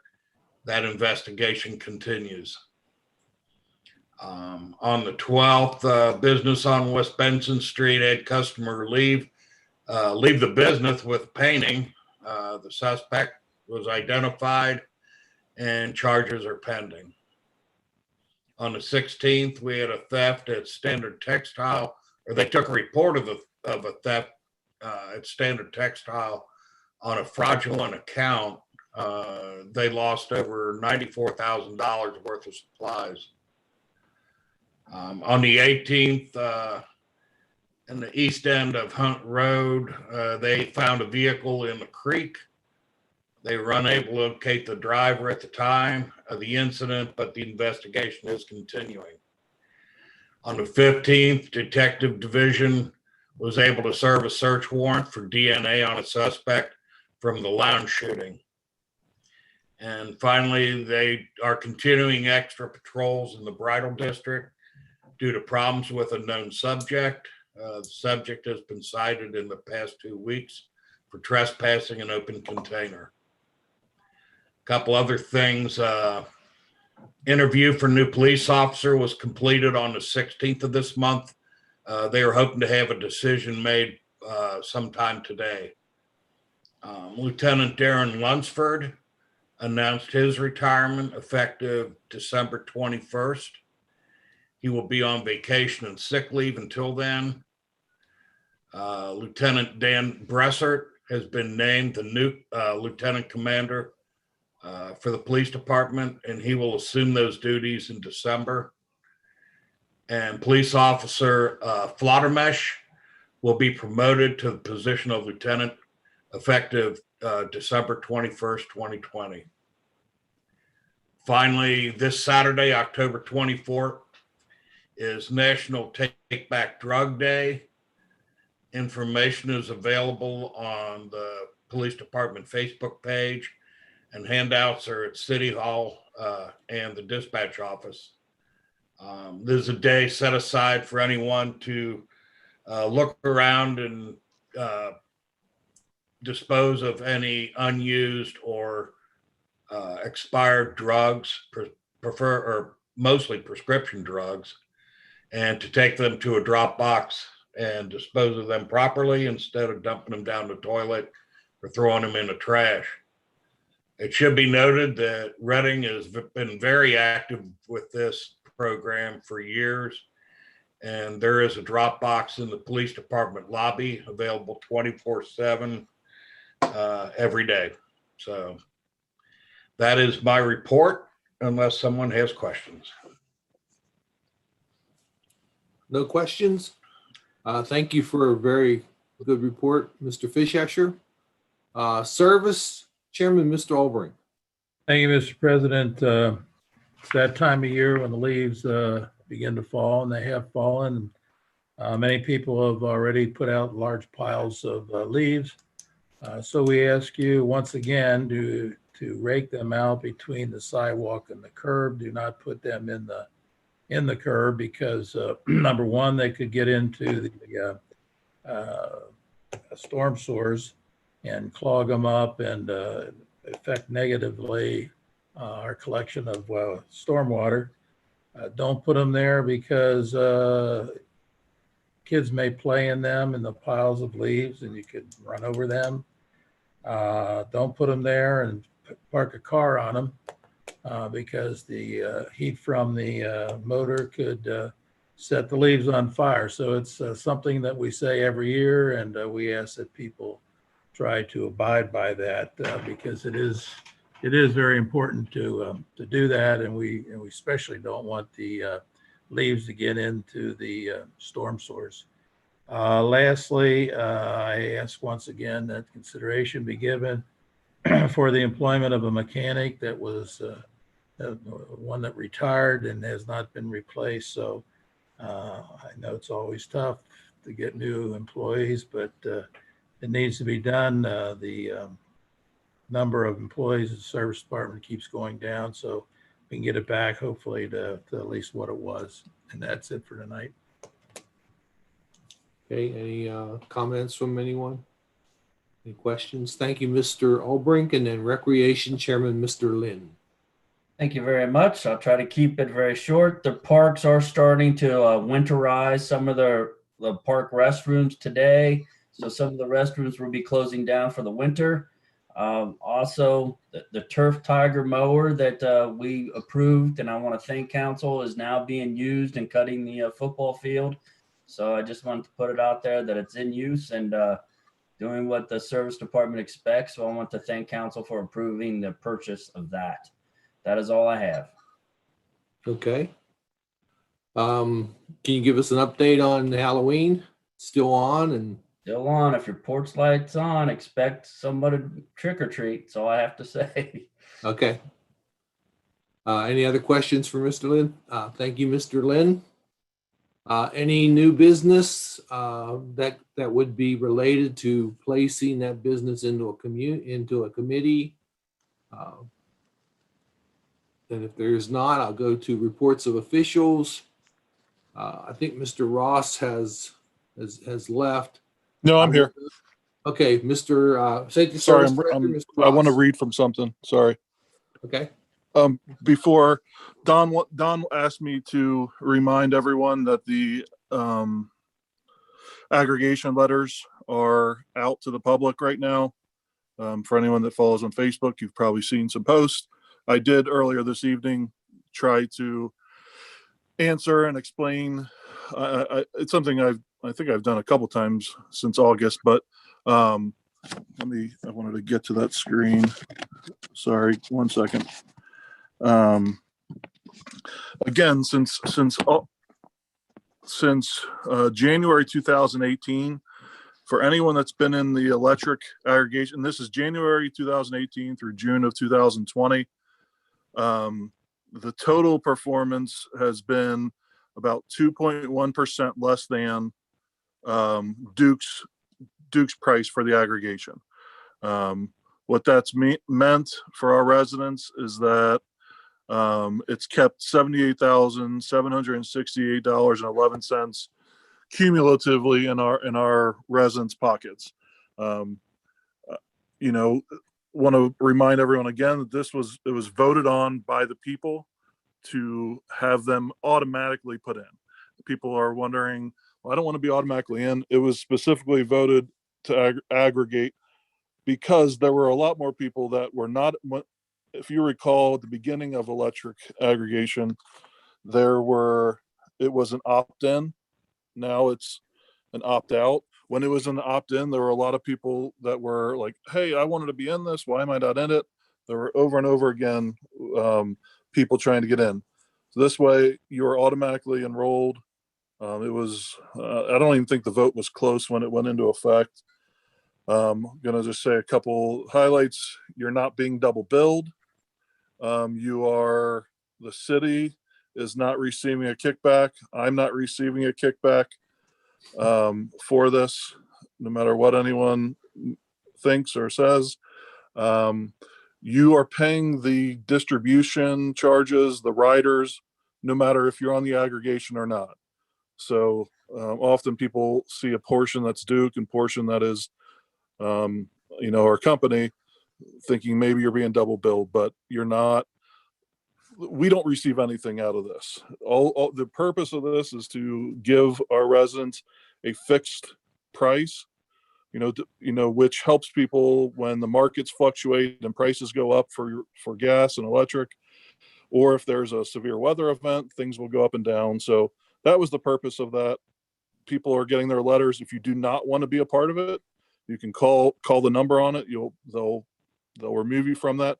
Also, for the first time this year around, there is an option that you can opt into for a clean energy option. It's a little more expensive than our rate, but if you would like to do that, it is available and the information is on that letter. So Don wanted to make sure I went over that for him in his absence. The only other thing, well, two things.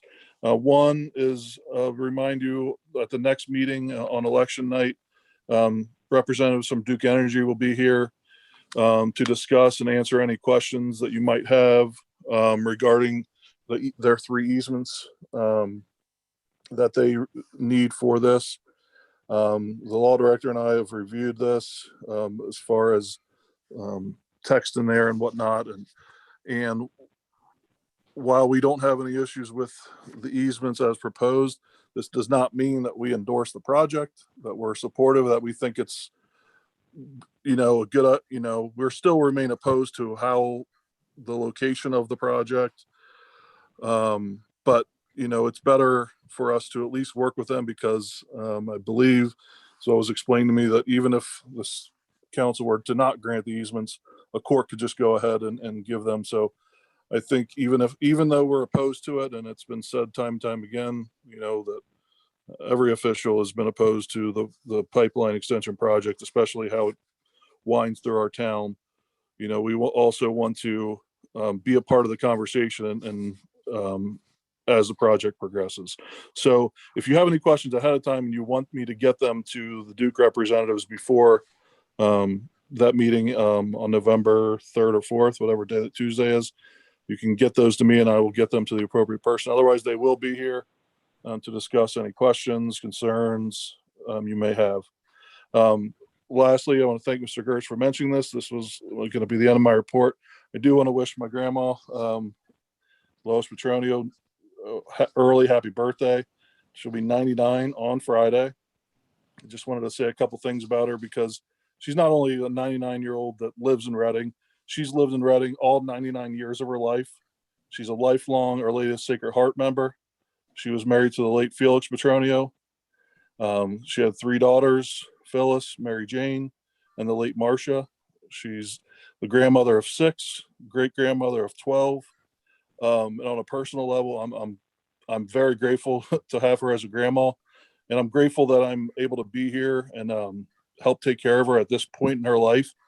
She and my grandfather were very supportive of myself and my entire family. We moved to Reading in 1985 when my father passed away, and my grandma and grandpa were so instrumental in helping us and helping my mom, who was a single mom of 4 kids under the age of 11. So I'm very grateful for her. And starting Saturday, we're going to start preparing for her 100th birthday celebration. So you guys better be ready for that one. So that's all I have. Last, if anyone, calling her is not the best thing because she does not hear. But if anyone would like to send a note or a card, because she can read and she'll read, and it would make her feel awesome if she got a lot of cards. So anybody that knows her that might be watching, feel free to send a note or a card over to her. It'll make her day. Thank you. Thank you very much, Mr. Ross, and congratulations on your grandma. Any questions from Mr. Ross? Just real quick, Go I ahead, did Jen. have somebody contact me that some people were going around again saying they're with Duke about energy needs, trying to get people to sign up for whatever. And I just wanted to clarify that they're not going door to door, correct? And Anybody that we are associated with will never go to door to door, will not call you on the phone. So I did have Officer Ellison call me, just wanted to verify because the person going door to door said they had a permit from the city. So he wanted to verify. He didn't think so, but call the police 733-4122 if them or anyone's going door to door in the city. Thank you, Ms. Chico. Anybody else with comments from Mr. Ross? Thank you, Mr. Ross. Law Hey, Director, Chris. Yes, go ahead, Pat. Go ahead. Tony's got a question, but he's on mute. Oh, okay. Go ahead, Mr. Fishasher. No, it's Tony's trying to get their attention, but he had it muted. I think he just muted it. I didn't mute it, but go ahead. I'm sorry. Go ahead, Randy. No, it's not me. No, it was Tony. For you, he was trying to get my attention for you. Okay, I got it. Go ahead, Mr. Gertz. I don't know how I went to mute. I didn't mute it. But anyway, I wanted to ask Mr. Ross, I casually said something today of you're going to have a new hearing at the Planning Commission on these zoning code changes. Has that hearing date been set yet? It has not been set, but I'm looking toward the middle to the end of November. And when I have the date, I will let you and Mr. Powell know what that date is. Yeah, and also I recommend if you put it out on our website and maybe in some paper that would go to. I couldn't find it, nor Mr. Ashbrook could find where it was put out there for the last one. So appreciate that. And then I asked some questions about community development block grant money. If you could research that and get back to me this week, I'd appreciate it. Sure. Because I don't want to lose that money. I have been in contact with them, but I'll get a hold of you later this week. Anyway, where we stand on Thorn Ridge Drive, I know Mr. Albrecht got a couple letters. I talked to a few more residents. I was hoping we'd have a possibility of another opportunity to have maybe residents come to a meeting where we could find a forum that would accommodate them. But before we leap into $2 million on Thorn Ridge, I'd at least like to have, I had a couple of people tell me that they don't want to really see the road widen. So I don't know where that sets with members of council, but personally, I'd like to see that happen. If you could explore the idea, I'd appreciate it. Yeah, I mean, if this body wants to set up maybe an off Tuesday night, that'd be fine. Okay. Specifically for this purpose, I think ICRC, as we found, they can set it up for us if we give them advance notice. So we could have it at the field house or something possibly, and everybody sit 6, 8, 10 feet apart, whatever it's required. Sure. Let's I'll look at I'll check on the field house calendar because I know that they have started basketball, I believe. So let me check what days or nights, because it might have to be, knowing if basketball is in full swing, it might have to be potentially like a Saturday. So let me check with Susan on where and when the schedules are, and I'll let you know. Well, I'm only one person, so I don't know where the rest of council stands, but I guess everybody could let him know what they think over the next couple of days. Okay. Mr. Ross, I appreciate knowing too, also your availability for the field house on that. Okay. So I can schedule around it too. Okay. Thank you, Mr. Ross. Law Director, Mr. Stevenson. Thanks, Chris. I don't have any report. I would urge you to go ahead and pass the ordinance tonight, appointing Brenda Weaver as our counsel for any TIF that might come up with respect to the Dow property. Okay. I will not be at the November 3rd meeting, and it's probably likely I won't be at the following meeting in November as well, because I'm going to be involved in election matters. What election, Dave? Is there a big election going on or something? I've heard something about that, yes. Oh. Hey, do you have any idea what Brenda Weimer's fee? I know she's getting how much she gets paid, but do you have any idea what these run to put together the legislation and so forth for this TIF? Tony, generally those the fees that she's going to be paid would be coming out of the proceeds of the TIF. I know when she does a bond for us, the money is paid out of the bond before we get whatever money is involved with it. Okay. Thanks. Okay. Thank you, Mr. Stevenson. And Auditor, Ms. Smith. Hi, thank you, Chris. I don't have any formal report tonight. I just have an update for the end of the meeting.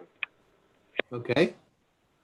Then we will go to reading of resolutions. The first reading there.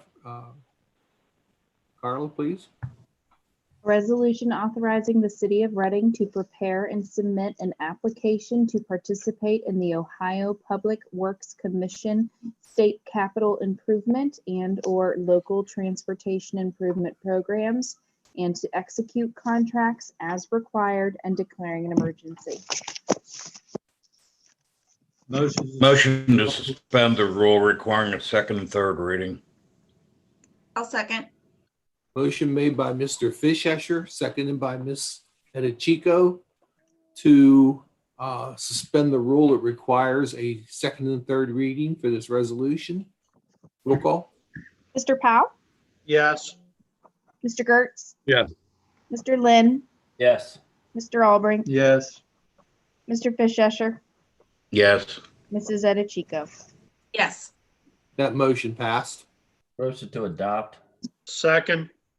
Motion made by Mr. Lynn, seconded by Mr. Powell to adopt the resolution. Roll call. Mr. Powell? Yes. Mr. Gertz? Yes. Mr. Lynn? Yes. Mr. Albrecht? Yes. Mr. Fischescher? Yes. Mrs. Edichico. Yes. That resolution is adopted, and the resolution number? 2020-41R. Thank you.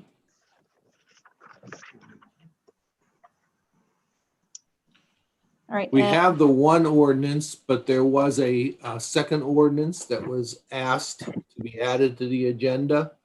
Mr. Ross, did you still want to get that added? I thought it was from you. It's up to council's wishes. Like I said, This is for the Hunt Road. this is for the Hunt Road box culvert.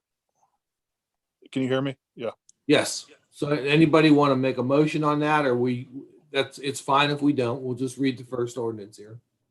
I like Let's to go make a ahead and read motion. the ordinance. If anybody wants to make a motion, they can. Go ahead, Carla. This is second reading.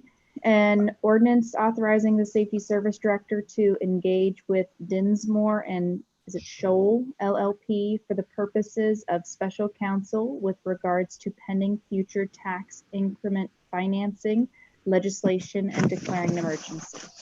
I'd like to make a motion to suspend the rule requiring a third reading. Second.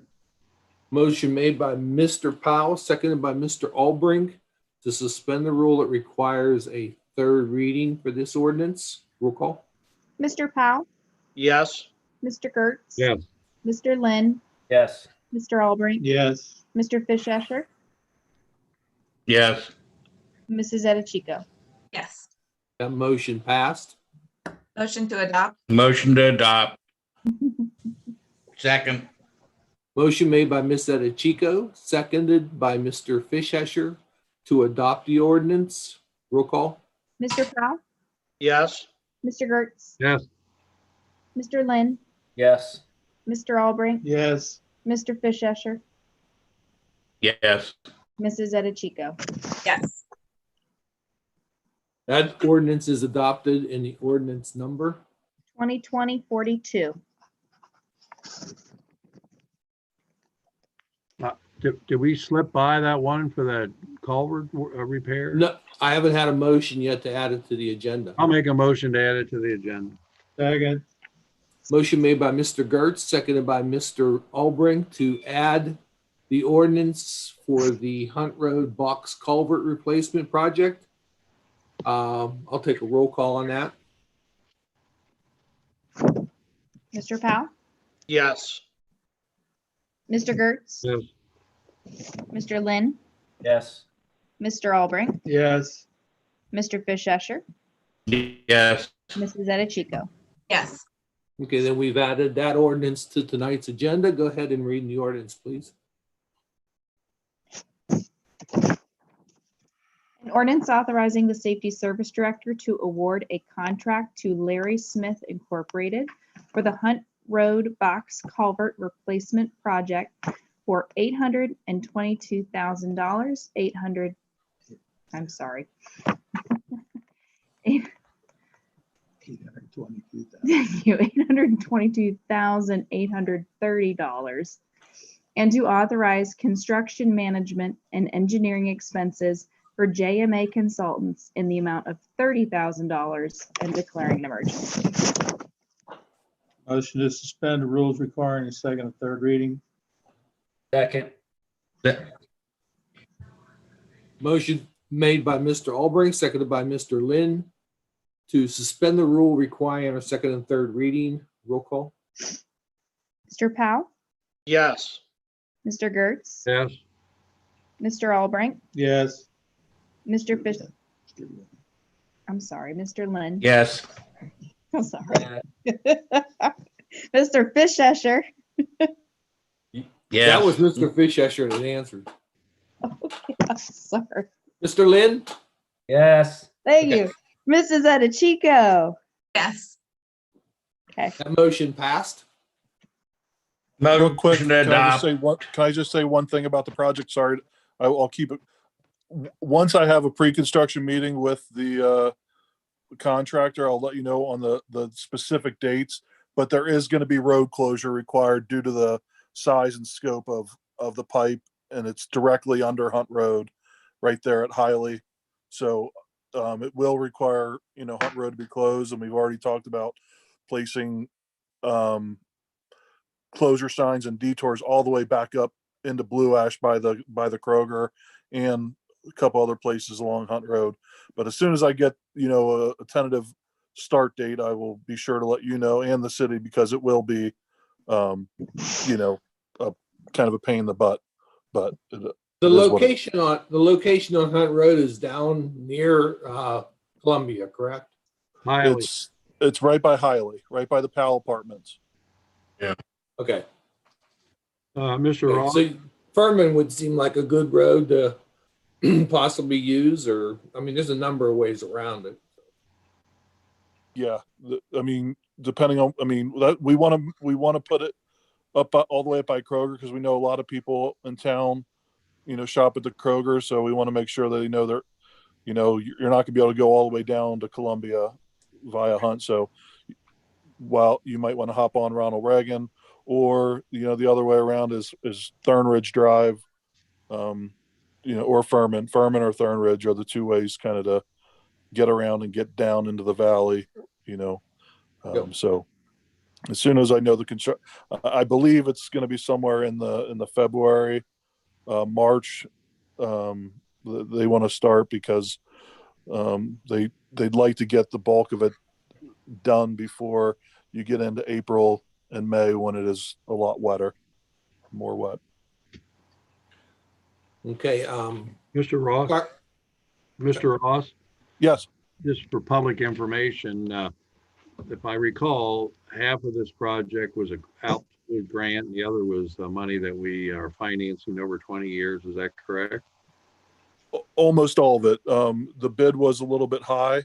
The low bid was higher than that. That's why if you look in the sources of funds, and the majority of that in the past, the majority of all that is out of the motor vehicle license, the other funds, and that is for the engineering, which normally going back in the past, we always paid for engineering just outright, but you're allowed to include engineering in the grant process now. But since the low bid came in, higher than we were awarded, there is that, I think, 57,000 or so. Yes. 66,830. But yes, I don't have the number in front of me, but we were awarded about $780,000. 50% of that is grant that's not payback. The other is 20-year interest-free loan, and that is the Ohio Public Works SKIP program. Well, I just want to make sure the public that are watching understand how these guys, and I think that it behooves us to realize that that money that we do have available, because 1/5 of the original tax increase that occurred about 10, 15 years ago, I can't remember anymore, went purely for capital improvements such as these road projects. So that's helped us to get these grants and make a lot of improvements in the town. So I think it was a very good effort that we did. Yep. How long will it be closed? The actual closure is in the maximum. He had it in the bid specs, a maximum of 3 weeks. Okay. So that's the maximum. The pipe, the size of the pipe is I think 6 feet tall by 12 feet wide. It's bigger than the one that's in there now. So like I said, it's a very large pipe that's going to be going in there. It drains all of McGuire Lane Creek, which drains all that part of the hilltop. Yes. Okay, I had a motion by Carla. Can you help me with who made the motion in a second? Nobody did for adoption. No one did? Nobody. Yeah. So that was before the motion to suspend the rule passed. Do I have a motion to adopt? Motion made. Second. Motion made by Mr. Fishesher, seconded by Mr. Albrecht to adopt the ordinance for the Hunt Road box culvert. Roll call. Mr. Powell? Yes. Mr. Gertz? Yes. Mr. Lynn? Yes. Mr. Albrecht? Yes. Mr. Fishesher? Yes. Mrs. Edichico? Yes. That ordinance is also adopted this evening, and the ordinance number? 2020-43. Thank you. We'll go to other business. I think Miss Sabrina, you may have mentioned that you wanted to talk other business. Yeah, I just wanted to let everyone know that the Reading Farmers Market will be the next 2 Fridays from 4 to 6:30 p.m. So just cutting a half an hour off the back end of the time just because of it getting a little darker sooner. And on the 30th, they're going to have some treats for the kids. So make sure to stop down, and that's my only update. Thank you, Chris. You're welcome. And anyone else, Mr. Gertz, or? Yes, I mean, I thought somebody else said. No, go ahead, Mr. Gertz. I think you're the other one that had mentioned it. Well, I just want to congratulate Sandy Harsh and Tom Harsh. The old, well, actually, I really date myself. Albrink will remember better than I when the Luger's Furniture Store was in that building, because he's a lot older than I am. But anyway, the old Luger store, which was then became the SLS store, which all of the glass was covered over and became more of a warehousing. There wasn't very much of a retail. But Sandy Harsh and Tom and I believe Bonnie Rack have gone into a new endeavor. They're opening up a new arts center and so forth there. They're going to be teaching people about art. They're going to have exhibits. They're going to have a rental part of it for, I guess, limited private parties, and even teaching music. And I think it's going to be quite a compliment to the retail area as well. And it'll be a great compliment to the overall. You know, we did the streetscape improvement in 1983, but this will certainly add to what we're trying to get accomplished in that neighborhood. Now, if we could just get the old Emory building, which was a theater, converted into some kind of a nice retail facility of some sort, we certainly would be improving that end of the Benson Street. So I want to compliment them. If you've not seen it, they're, of course, S&T signs are great at developing and building signs. So they got quite a marquee that they're planning on putting out at the front there. So if you don't know about it, you might want to take a look and get a hold of them. But I'm really happy that Sandy is quite an artist to begin with, and quite competent and very good at her profession and what she does. And I'm sure anything she touches is going to turn to gold. So I'm real happy for her. And the other thing is, again, I'll bring it up. I know nobody else said I'd like to get back into chambers because this works so much more efficiently. Thank you. Okay. Anyone else have any other business? One thing, Chris, Go I ahead. would like to wish my mother a happy birthday. Well, happy birthday to her. Very good. You see, you're 29, Dave, so that makes her, what, about 50? She's 21, I believe. I said, you were. Very good. If there's no other comments, then we've had a long, great meeting. So this meeting is adjourned. Thank you. Thank you all. Good night. Thank you. Thank you. We'll see you guys.